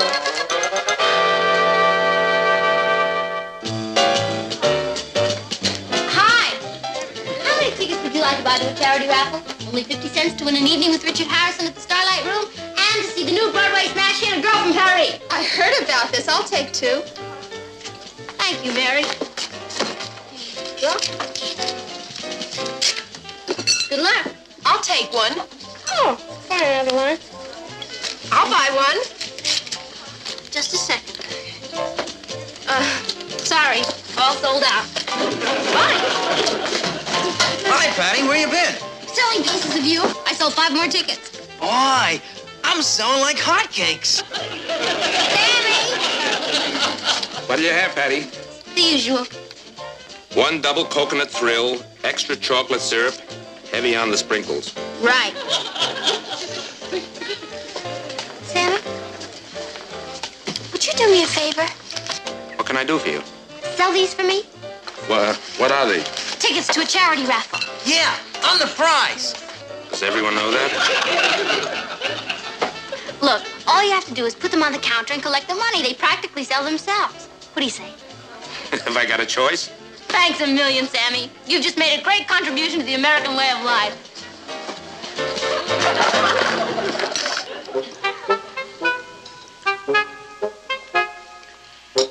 How's your ticket sale coming along? It's a smash. We only have 6 more tickets to sell. Oh, that's too bad. Too bad. Yes, I mentioned your charity raffle at my bridge club this afternoon, and I can sell about 25 tickets for you. The women at your bridge club want to buy tickets? That's right. That's a great idea, Mama. Sell as many as you can. All right. Oh, Patty, you don't have 25 tickets to sell. I'll print up some more tonight. Could you print up some extra ones? What for? I have a scout meeting tonight. I think they'll buy some. Some of those kids will bet on anything. How many do you think you could sell? I'll try 25. Great! It's a toss-up whether Richard's going on a date with me, Mama's bridge club, or the Boy Scouts.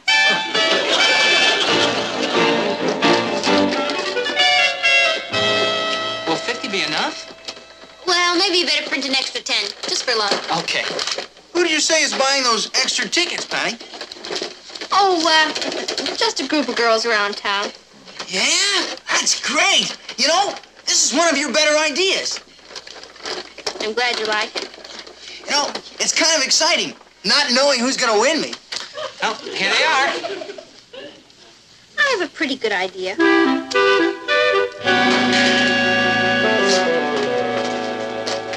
Going to play? Yep. So am I. But not tennis. What are those? Oh, 20 tickets to your raffle. 20? Where did you get 20 tickets? Oh, Sam was selling them at the Shake Shop. Now I have almost twice as many as you. Oh, I know you're not very good at mathematics, darling, but that gives me a 2-to-1 edge. Good luck. Patty, did Gloria tell you she bought 20 tickets? I'm not much of a mathematician, but that's a 2-to-1 edge. I can't let her win. What are you going to do about it? There's only one thing left I can do. Buy 12 more tickets. Where are you going to get the money? It's a good question. Maybe I could raffle myself off.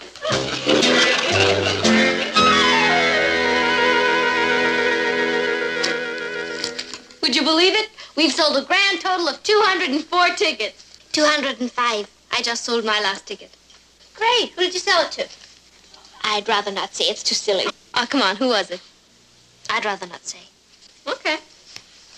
5, 10, 11, 12, 12.50. What's that? I sold my 25 tickets. I tell you, there's nothing like the good old Boy Scouts. Look, one of those cute little kids wins. Can you imagine Richard walking down the aisle of the theater with a Boy Scout on his arm? I didn't sell them to the Boy Scouts. You didn't? No, our patrol leader has an older sister who's a model, and these models do charity work, so they bought the whole block for me. You sold those 25 tickets to models? Yeah. You dirty little double-crosser. How could you do that to your own sister? What difference does it make who buys them? It all goes to charity. What difference does it make who buys them? You just ruined my whole life. Try to do a favor for a friend. Grateful monster. Patty Ross was only trying to help you. Who's talking about Ross? I'm talking about Richard. How dare he let himself be auctioned off like cattle? Patty, it was your idea. You talked him into it. Kathy, don't defend him. He should have talked me out of it. The uncertainty I can't stand. He's going to dinner in the theater, and I don't know if he's going with Gloria, a beautiful model, one of my mother's bridge partners, or a Boy Scout. Well, there's nothing you can do about it. Oh, yes, there is. I'm going to call off the raffle. You can't do that. Oh, yes, I can. Look, this is the sick little brain that thought up that stupid plan, and it can just think up something else. Something that doesn't involve sending my boyfriend on a date with a beautiful model. The raffle is off.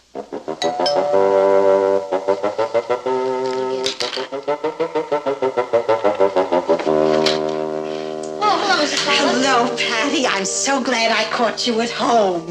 Won't you come in? Hello, Kathy. Hello, Mrs. Pollock. I've just come from our church committee meeting. We discussed the raffle. And you decided not to hold it. Oh, that's wonderful, Mrs. Pollock. It was a terrible idea in the first place. Hold it. Why, the committee wanted me to drop by and tell you how grateful they were to you. You've raised more money than everyone else put together. I have? As a matter of fact, we voted to hold another raffle next year. Oh, good. Maybe you can raffle off my brain. Here, I have some more money for you. Oh, isn't that lovely? Well, I really must be going. Okay. Goodbye, Kathy. Goodbye, Mrs. Pollock.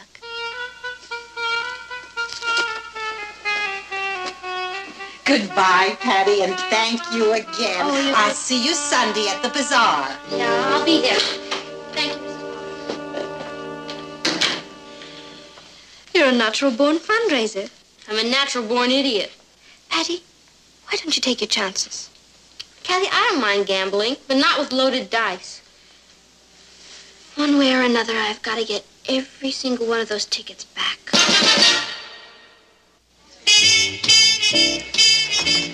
Maggie? Hi, Patty. You remember that raffle ticket I sold you?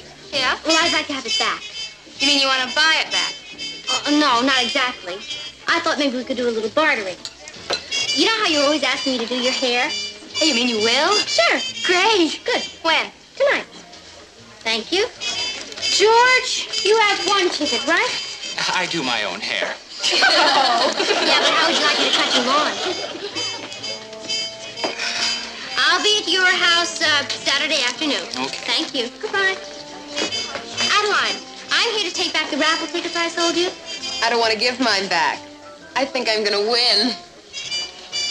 Adeline, you know how you're always asking me to give you tennis lessons? Yes. How about Sunday at 3 o'clock? It's a deal. Okay. Alice, I know you hate grocery shopping, right? Right. Well, big-hearted Patty's going to take over for you. I have 2 tickets, and they're both yours. Thank you. I'll put you down for the next 2 Fridays. Mary, you hate dishwashing, don't you? Boy, you said it. Okay, next Tuesday and Thursday, I'll be at your house washing the dishes. Sold. Thank you. So where'd Patty go? She has some errands to do after dinner, Uncle Martin. It's wonderful how much she's helped with the church bazaar, isn't it? She may turn out to have a business head on her shoulders.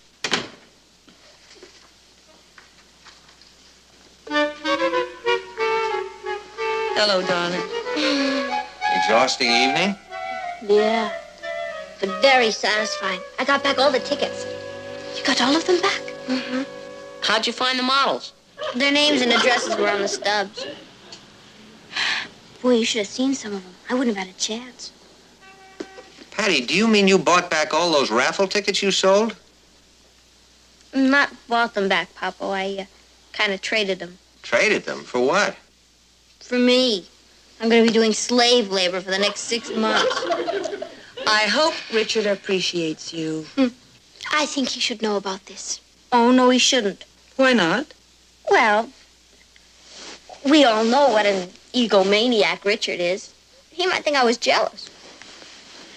And we all know I'm not.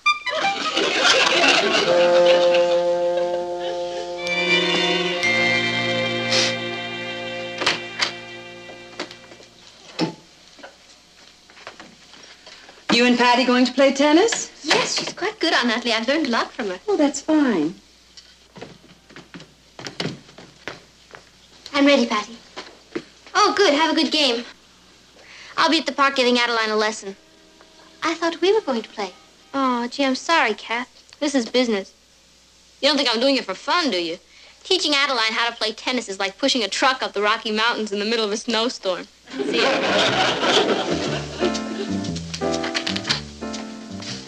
All set for an evening of dishwashing. Oh, good. Oh, not here, Mama. I wish it were. See ya.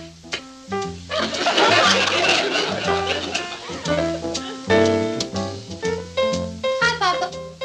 Papa, I didn't mean... What are you all dressed up for? Oh, car wash. Really? Yeah, Gee, I'm glad to hear that. thanks. Papa, do you wash a car out of the sun? Yeah, that's right. I'll move it into the shade for you. Oh, don't bother. It's Gina Tugwell's car. Let her move it into the shade. See ya.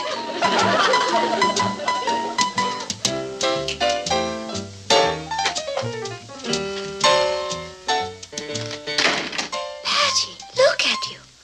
What happened? I've been babysitting with a Martian. Oh, well. At least that's one more that can be checked off. Just think, only 6 more weeks and I'll be through. Patty, is Richard really worth all this? Of course he is, Kathy. Don't you see? I can't let him go to the theater and dinner with a gorgeous model. He might find out he can do without me. If he tries to do without you, he's crazy. Thanks for the vote of confidence. Look at all those tickets. Somewhere in there is a glorious evening with Richard. Did you manage to get all the tickets back? All except 2. And what's 2 against this pile? I better get dressed. Do you have a date with Richard tonight? Richard? Who has time for Richard? I'm doing Maggie's hair tonight. Hey, shouldn't Patty be back by now? Well, this was one of her busier nights. She had appointments to do 2 hairdos, a shampoo, and walk Angela's dog. I've heard of moonlighting, but that's ridiculous. Well, Patty gets herself into these spots, Ross, but she usually manages to get herself out of them. Boy, she sure is going through a lot of trouble for a guy she sees every day anyhow. You may not understand it now, darling, but one day you'll go to a lot of trouble for someone you care about. Well, I can understand that. Yesterday I caught a snake for Johnny Rogers. Ross, it's not the same thing. Oh, you mean the boy-girl stuff? That's right. Well, I've thought about it. But to tell you the truth, I just can't understand what all the big fuss is about.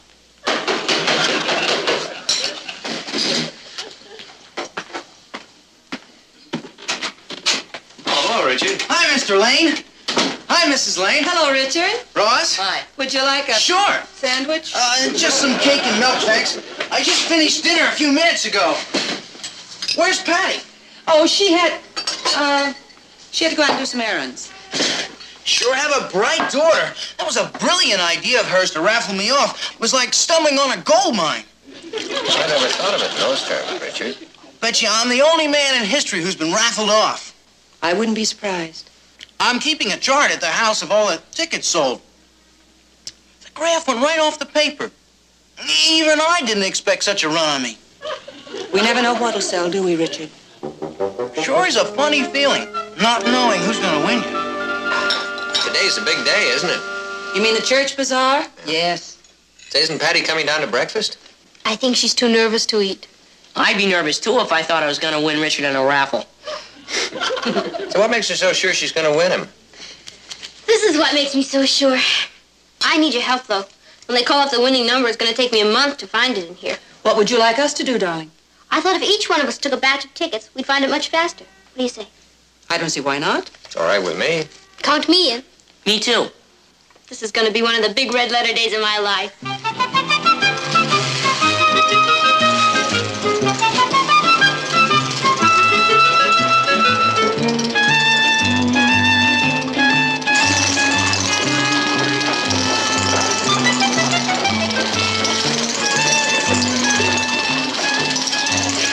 Hi, Rich. Hi, Gloria. Hello, Richard. Hi, Patty. They're ready to start. I thought you weren't coming. Not come. I had to pick up my prize, didn't I? Maybe. That's pitiful. Well, we may as well start the drawing. Could you wait 1 second, Mrs. Pollock? Are you ready? You're ready, dear. Ross? Blast off. Kathy? Ready? Papa? Ready? Okay, we're all ready.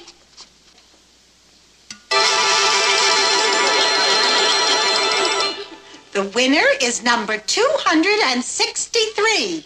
I must have it right here. Just a minute.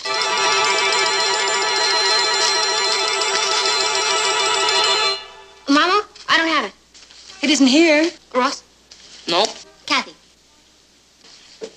No, Patty, I don't have it. Oh, then Papa has it. I'm afraid I don't have it, Patty. Well, one of you has to have it. I bought up all the tickets except 2.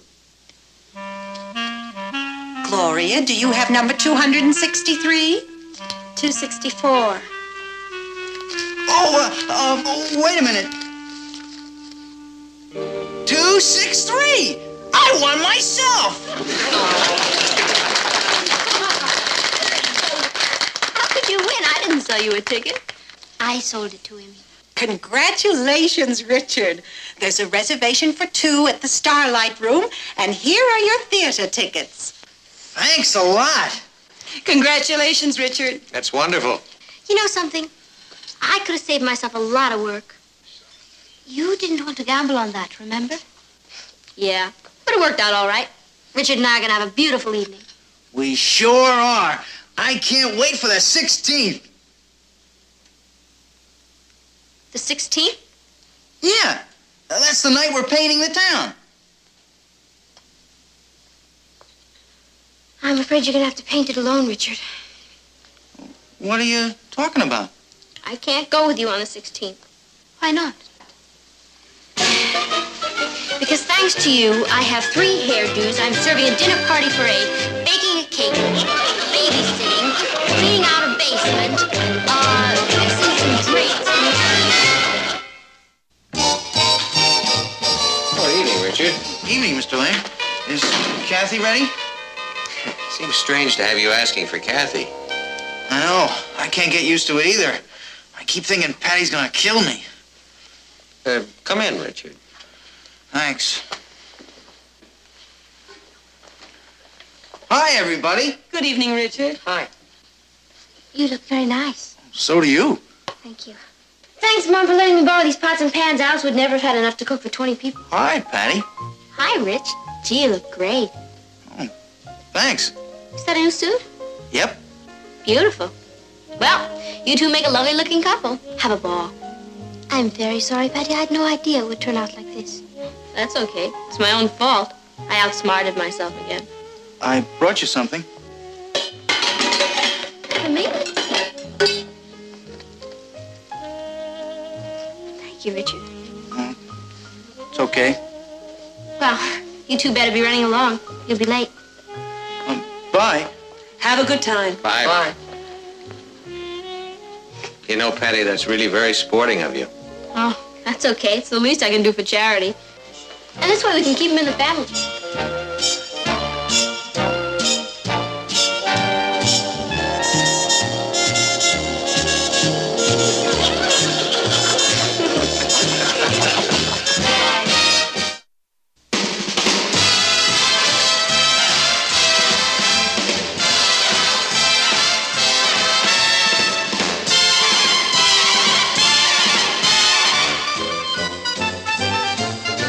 Here's Kathy, who's lived most everywhere, from Zanzibar to Berkeley Square. But Patty's only seen the sights a girl can see from Brooklyn Heights. What a crazy pair.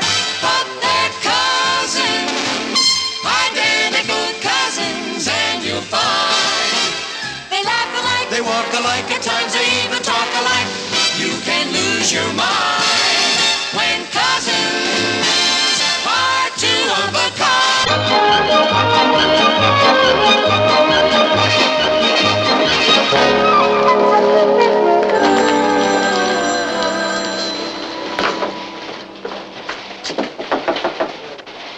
Come in.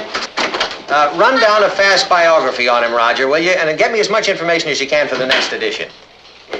Roger, just hold on a minute, Roger. Hello, Jim. Gee, I'm sorry to keep you waiting. Listen, the old man has decided to kill that story. Yeah, well, I don't know why either. Why don't you take it up with him, okay? All right, fine. Roger, now look, I'm sorry, but my secretary is ill and the phones are driving me crazy, so just get it done as fast as you can, okay? Yeah, all right, we'll talk about it later. All right, bye-bye. Hi, Papa. You need another head. I need a secretary. What can I do for you, honey? I've come on a serious financial matter. Patty, I'm not a bottomless well. I know, Papa, but it's just in advance until next week. There's this fantastic sale on matching sweaters, and they're only $5, and if I don't get down there right away, they'll be all gone. Patty, how's your shorthand? My what? Well, you studied typing and shorthand in school, didn't you? Yeah. Well, how'd you like to come down here and help me out? Miss Wilson is off for the rest of the week. I thought maybe you could drop down every day after school and handle the phones and take a few letters. Papa, that's the greatest idea I've ever heard. I'd love to work for you. Being right here in the middle of all the excitement of running a big newspaper. Earning my own way instead of borrowing on my allowance. That's wonderful. Okay, we can start right now on these letters, all right? Except I can't. You see, the reason I'm picking up the sweaters is that I have a bowling date with Richard, and he's waiting for me, and I know if there's anything you hate, it's a daughter who's not punctual. So I'm afraid I'll have to pass up this opportunity. I see. Here. Thanks a million, Papa. I'll pay you back next Saturday. Hello? Buddy! I'm George Reynolds, remember? Of course. The last time I saw you was in Chicago, wasn't it? Right. What are you doing here? I have to report to Mr. Lane about a job. Hey, that's great. Give your uncle my regards, will you? I'll certainly do that. Right, Bert, I'll leave it up to you to set it up. Bye. I'm, ready to take a letter.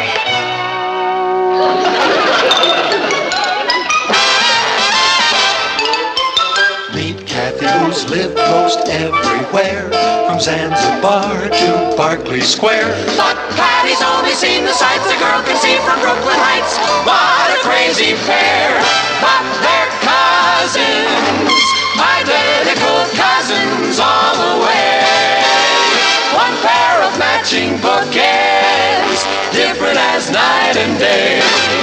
Where Kathy adores a minuet, the ballet russe, and crepe Suzette. Our Patty loves to rock and roll, a hot dog makes her lose control.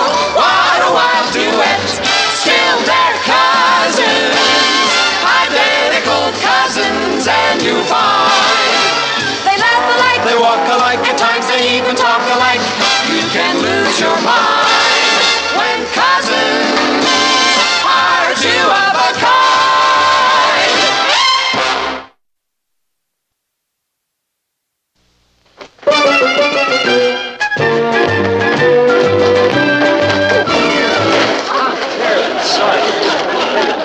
Certainly was, but... Oh, I'm sorry. I should never have gotten in your way like that. I wasn't looking where I was going. Here you are. Thank you very much. Oh, thanks a million.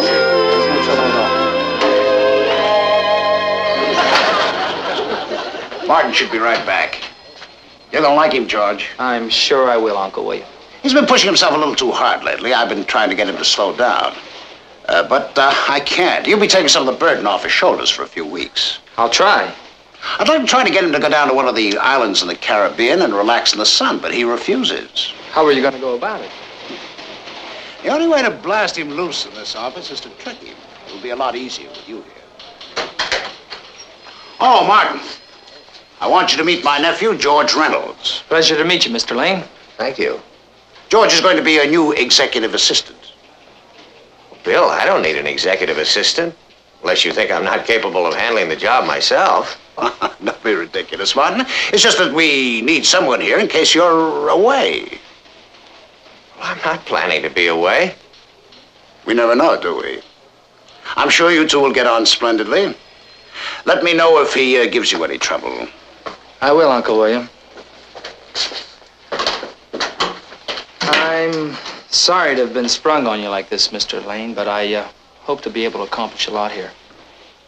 Aren't you a little young? Besides, being the publisher's nephew doesn't necessarily qualify you as a newspaper man. I know that. I majored in journalism at Northwestern, edited a farm journal for 1 year, worked for Associated Press for 1 summer, and spent some time on the editorial desk of the Chicago Bulletin. Oh.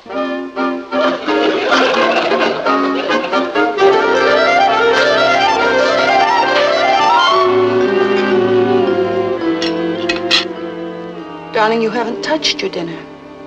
I'm not hungry. I am. Boy, putting in a hard day's work really gives me an appetite. You know, I should have gone to work for you a long time ago, Papa. The paper might not still be in business. A little honest work wouldn't hurt you either, brother dear. Patty, how long are you going to work at the newspaper? My secretary comes back on Monday. Oh, that's no reason for me to quit. I'd like to work there as long as you're there. Excuse me. Excuse me. Boy, I hate it when they get dramatic. I'll see you later. I'm gonna go upstairs and see if I need a shave. Patty, what do you do at the newspaper?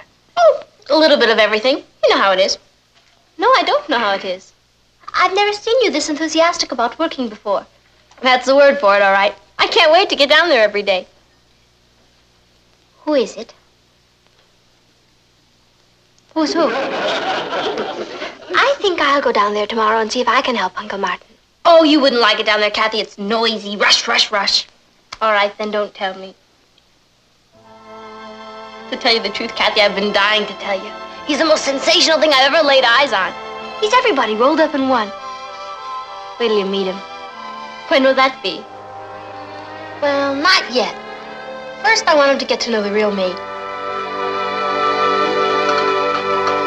Oh, girls, please. Would you do me Yeah, we know. I'll wash you dry. I brought you coffee, dear. Thanks. What are you doing? Oh, I'm just checking through our balance sheet. See how much money we have saved. Never as much as it should be, is it? Martin, what's wrong? Natalie, Smathers is trying to ease me out of the Chronicle. You're joking. They were in my office this morning discussing the best way to get rid of me. I don't believe it. Well, neither could I, but I heard them myself. Let's face it, Natalie, I'm getting on. They probably want a younger man in there. Darling, you are the youngest man I know. Smathers knows somebody younger, his nephew. Oh, they can't just throw you out after all these years. Oh, they aren't going to throw me out. They're going to trick me. Probably got some plan worked out where I lose my pension, too. I think you should talk to Smathers right now, face to face. Which one of his faces should I talk to? Oh, you don't even have anything definite to go on except a conversation. Natalie, Smathers' nephew is already working there as my executive assistant. Boy, I just can't figure out what went wrong. Circulation is up, the paper's doing well. You could always take that job they offered you in Indianapolis. I already got him someone for that job. Oh. When do you think this is going to happen? Oh, well, the way they're moving down there, I wouldn't be surprised if George was the editor of the Chronicle within a week. But listen, we better not say anything to the kids yet. There's no point in getting them upset until it actually happens. All right.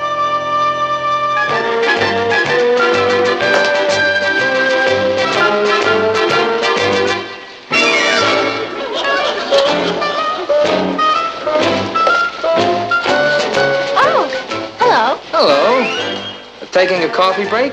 I think I better have a milk break. I've really been drinking far too much coffee. I have to cut down. 1 milk. Thank you. Would you like anything else? Yeah, just this. And, maybe this. And this. Thanks a lot. Say, aren't you Martin Lane's daughter? Yes. But I want you to think of me as just another girl. I mean, I don't believe in cashing in on the fact that my father is the managing editor of this whole newspaper. Ooh, I think that's very admirable of you. Oh, do you? You know, your father's a very difficult man to get to know, isn't he? Papa? He's the doll of the Western world. Every time I try and see him, he's always busy. Oh, I can fix that. Beard the lion in his den. What? Catch him in his natural habitat. How do you do that? By accepting the invitation I'm about to extend to you to have dinner at our house tonight. I would love to. But are you sure your father would approve? Oh, approve? Papa is the most sociable man in the whole world. All right. Thank you. I'd be delighted to have dinner tonight. Besides, it'll give your father and me a chance to talk. Yeah. We can all get to know each other a little better.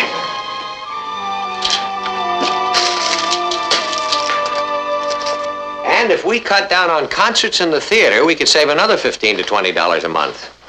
And I could cancel that new dress I ordered. I don't really need it. I'll do my blue one over. Was anything more said today? Oh, a few subtle hints. Didn't I think I was working too hard and I'm looking a little pale? What's the nephew like? I don't know. I managed to avoid him. He keeps trying to talk to me, but I keep ducking him. Good for you. How dare he? Yeah.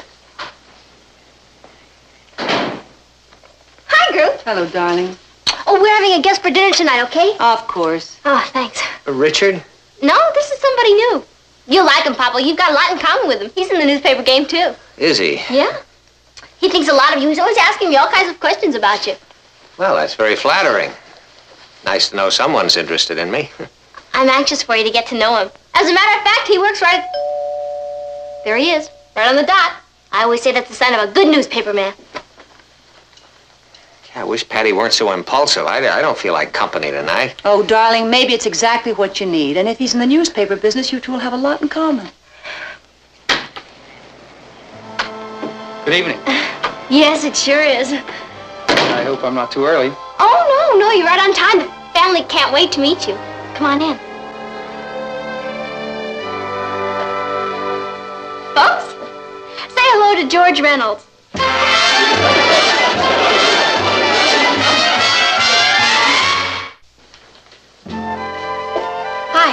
Hello, dear. Would you mind letting me in on a secret? I've never been so humiliated in my life. You acted like he had leprosy or something. Well, I'm sorry, honey. It wasn't your fault. You didn't know what was going on. I still don't. Won't somebody please tell me what I did wrong? No. Honey, George Reynolds is being primed to take your father's job away from him. I don't believe it. Well, I'm afraid it's true. It's bad enough that I have to see him down at the office without having him here as a dinner guest. Oh, Papa, I'm sorry. I didn't know. He didn't seem like that kind of a person. Well, who knows? Maybe he's being forced into it. Anyway, I'm sorry I ruined your evening. I shouldn't have burdened you with my problems. You're practically out of a job and you're worried about ruining my evening. Well... Don't you worry, Papa. You're the best newspaper man in the business. Exactly what I told him. You know, I can go out and get a job and help out. Now, wait a minute. We're not ready to go on relief yet. Boy, wait till I get that George Reynolds. Am I going to fix him? You'll do nothing of the sort. I don't want you to discuss this with him, okay? If I cut out 2 sodas a week, that's 50 cents. That's $2 a month, $24 a year. And by the end of 10 years, I'll have $240. I'm going to get a job at night. And when Kathy finds out what's going on, she'll help out, too. Sure is rotten of Mr. Smathers to give his nephew your father's job. Well, George sure had me fooled. He seems so nice. If there's anything I can do to help, just let me know. Like giving him a sock in the mouth. Thanks, Richard. We'll be okay. We may have to move into some tenement or something. Maybe a cold water flat where you walk up 5 or 6 flights. But we'll be all right. The exercise will be good for us. 2 more sodas, please. Better keep up your strength, Patty.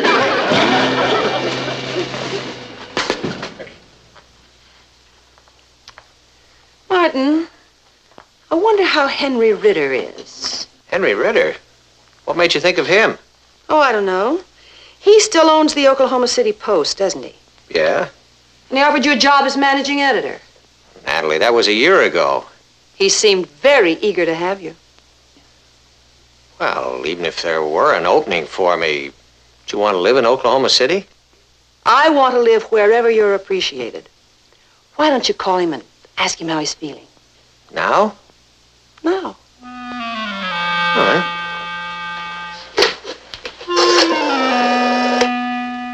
Operator, I'd like to place a call to Oklahoma City, please. Well, that's very flattering, Henry. How soon could I start to work? Tonight? Well, how about Monday? Fine.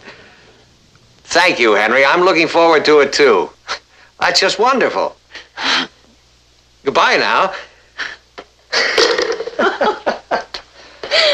Well, you're looking at the new editor of the Oklahoma City Post. That's wonderful, darling. You sure you don't mind moving? Of course not. When are you going to break the news to Mr. Smathers? Just as soon as I sign those contracts. He's in for a big surprise.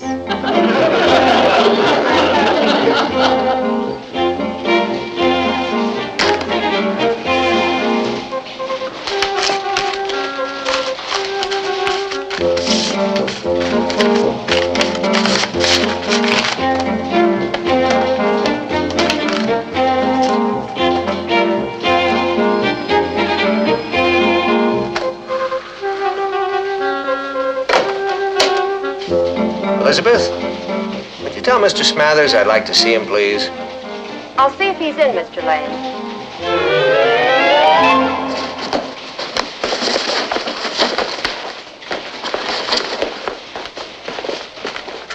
Hello.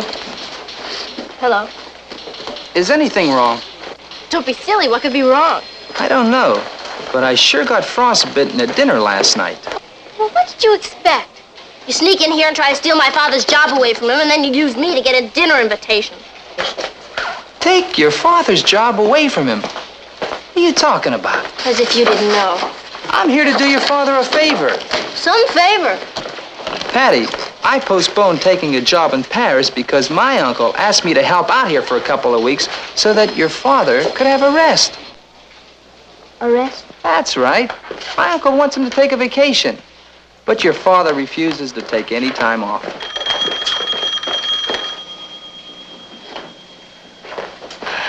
Do you mind kicking me? It looks as if I already have. I'm sorry you misunderstood. No one could fill your father's shoes, Patty. My Uncle William keeps telling me how lucky he is to have him as his managing editor. I don't have to walk up 6 flights. What? Oh, nothing. I owe you a king-sized apology. I guess we all do. I think we better straighten this out. Oh, I'll go talk to my father. I can't tell you how happy this is going to make him. Thank you. Papa, I've got the greatest news for you. I just talked to George. Now, Patty, we don't have to worry about George anymore. I know. Papa, George isn't here to take your job away from you. He's here because Mr. Smathers says you're the best managing editor in the business and he wants you to take a vacation. That's why he sent for George, so you could have time off to rest. He said that? Uh-huh. George doesn't want your job. He's waiting to take a job in Paris.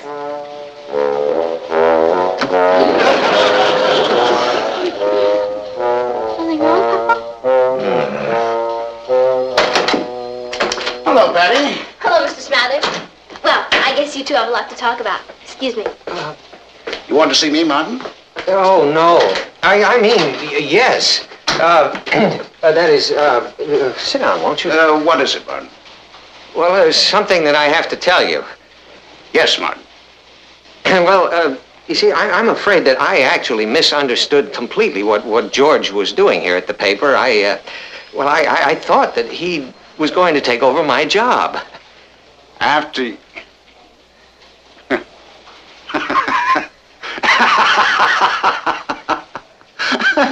Martin, You should know better than that. Yeah, well, you haven't heard the half of it yet.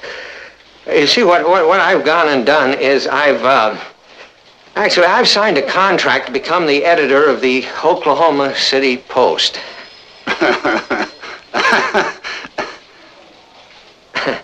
You're joking. Oh, I wish I were. But don't worry, because I'll get out of it. I mean, I'm sure there's not going to be any problem about it.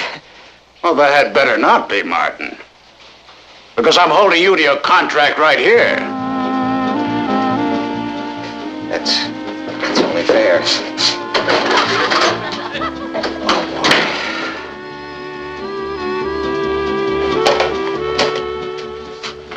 Honey, would you try to get me Oklahoma City, please? He signed a contract without giving me any notice. But that was because he thought he was being pushed out of here. Oh, he should know better than that. I'm sure he'll have no trouble getting out of his other contract. You're wrong, George. He's going to have a lot of trouble. What do you mean? Martin needs a lesson. Get me Henry Ritter at the Oklahoma City Post.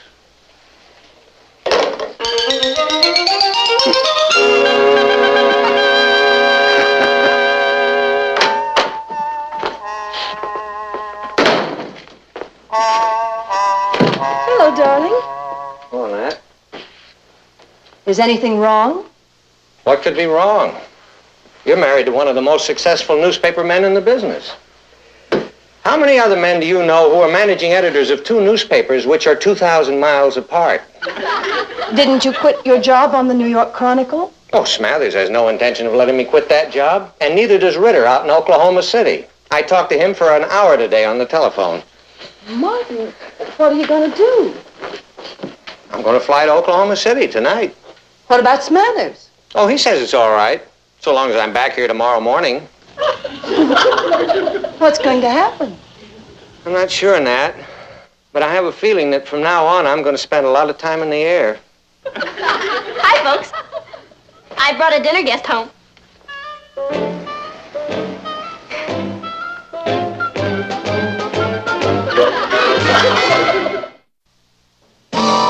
What if your plan doesn't work? It has to. I hope you're right. You know, this past week, Martin has spent more time in the air than he has on the ground.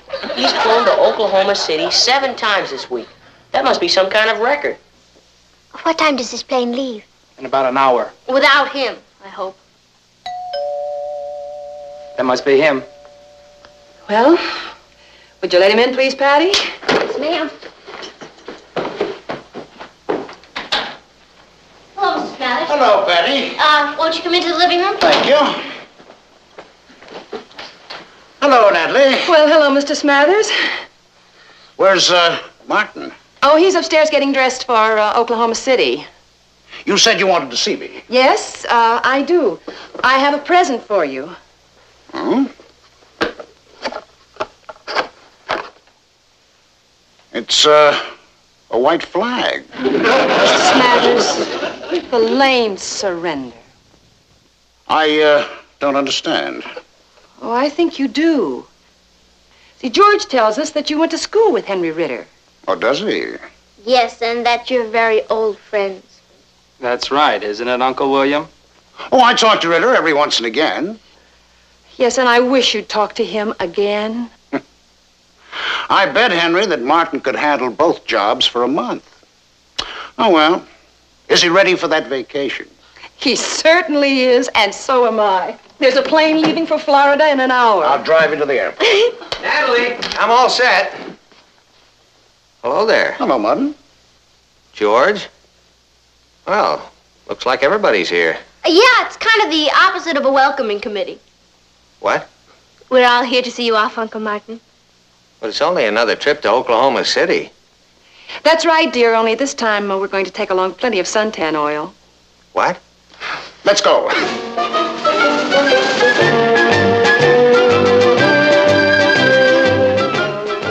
I'll never forget you for this. My pleasure. Come on. You know, sometimes I don't understand my family. You don't have to understand us, Martin. Just love us. Yeah, but what do we need with suntan oil in Oklahoma City? Explain to your big fella.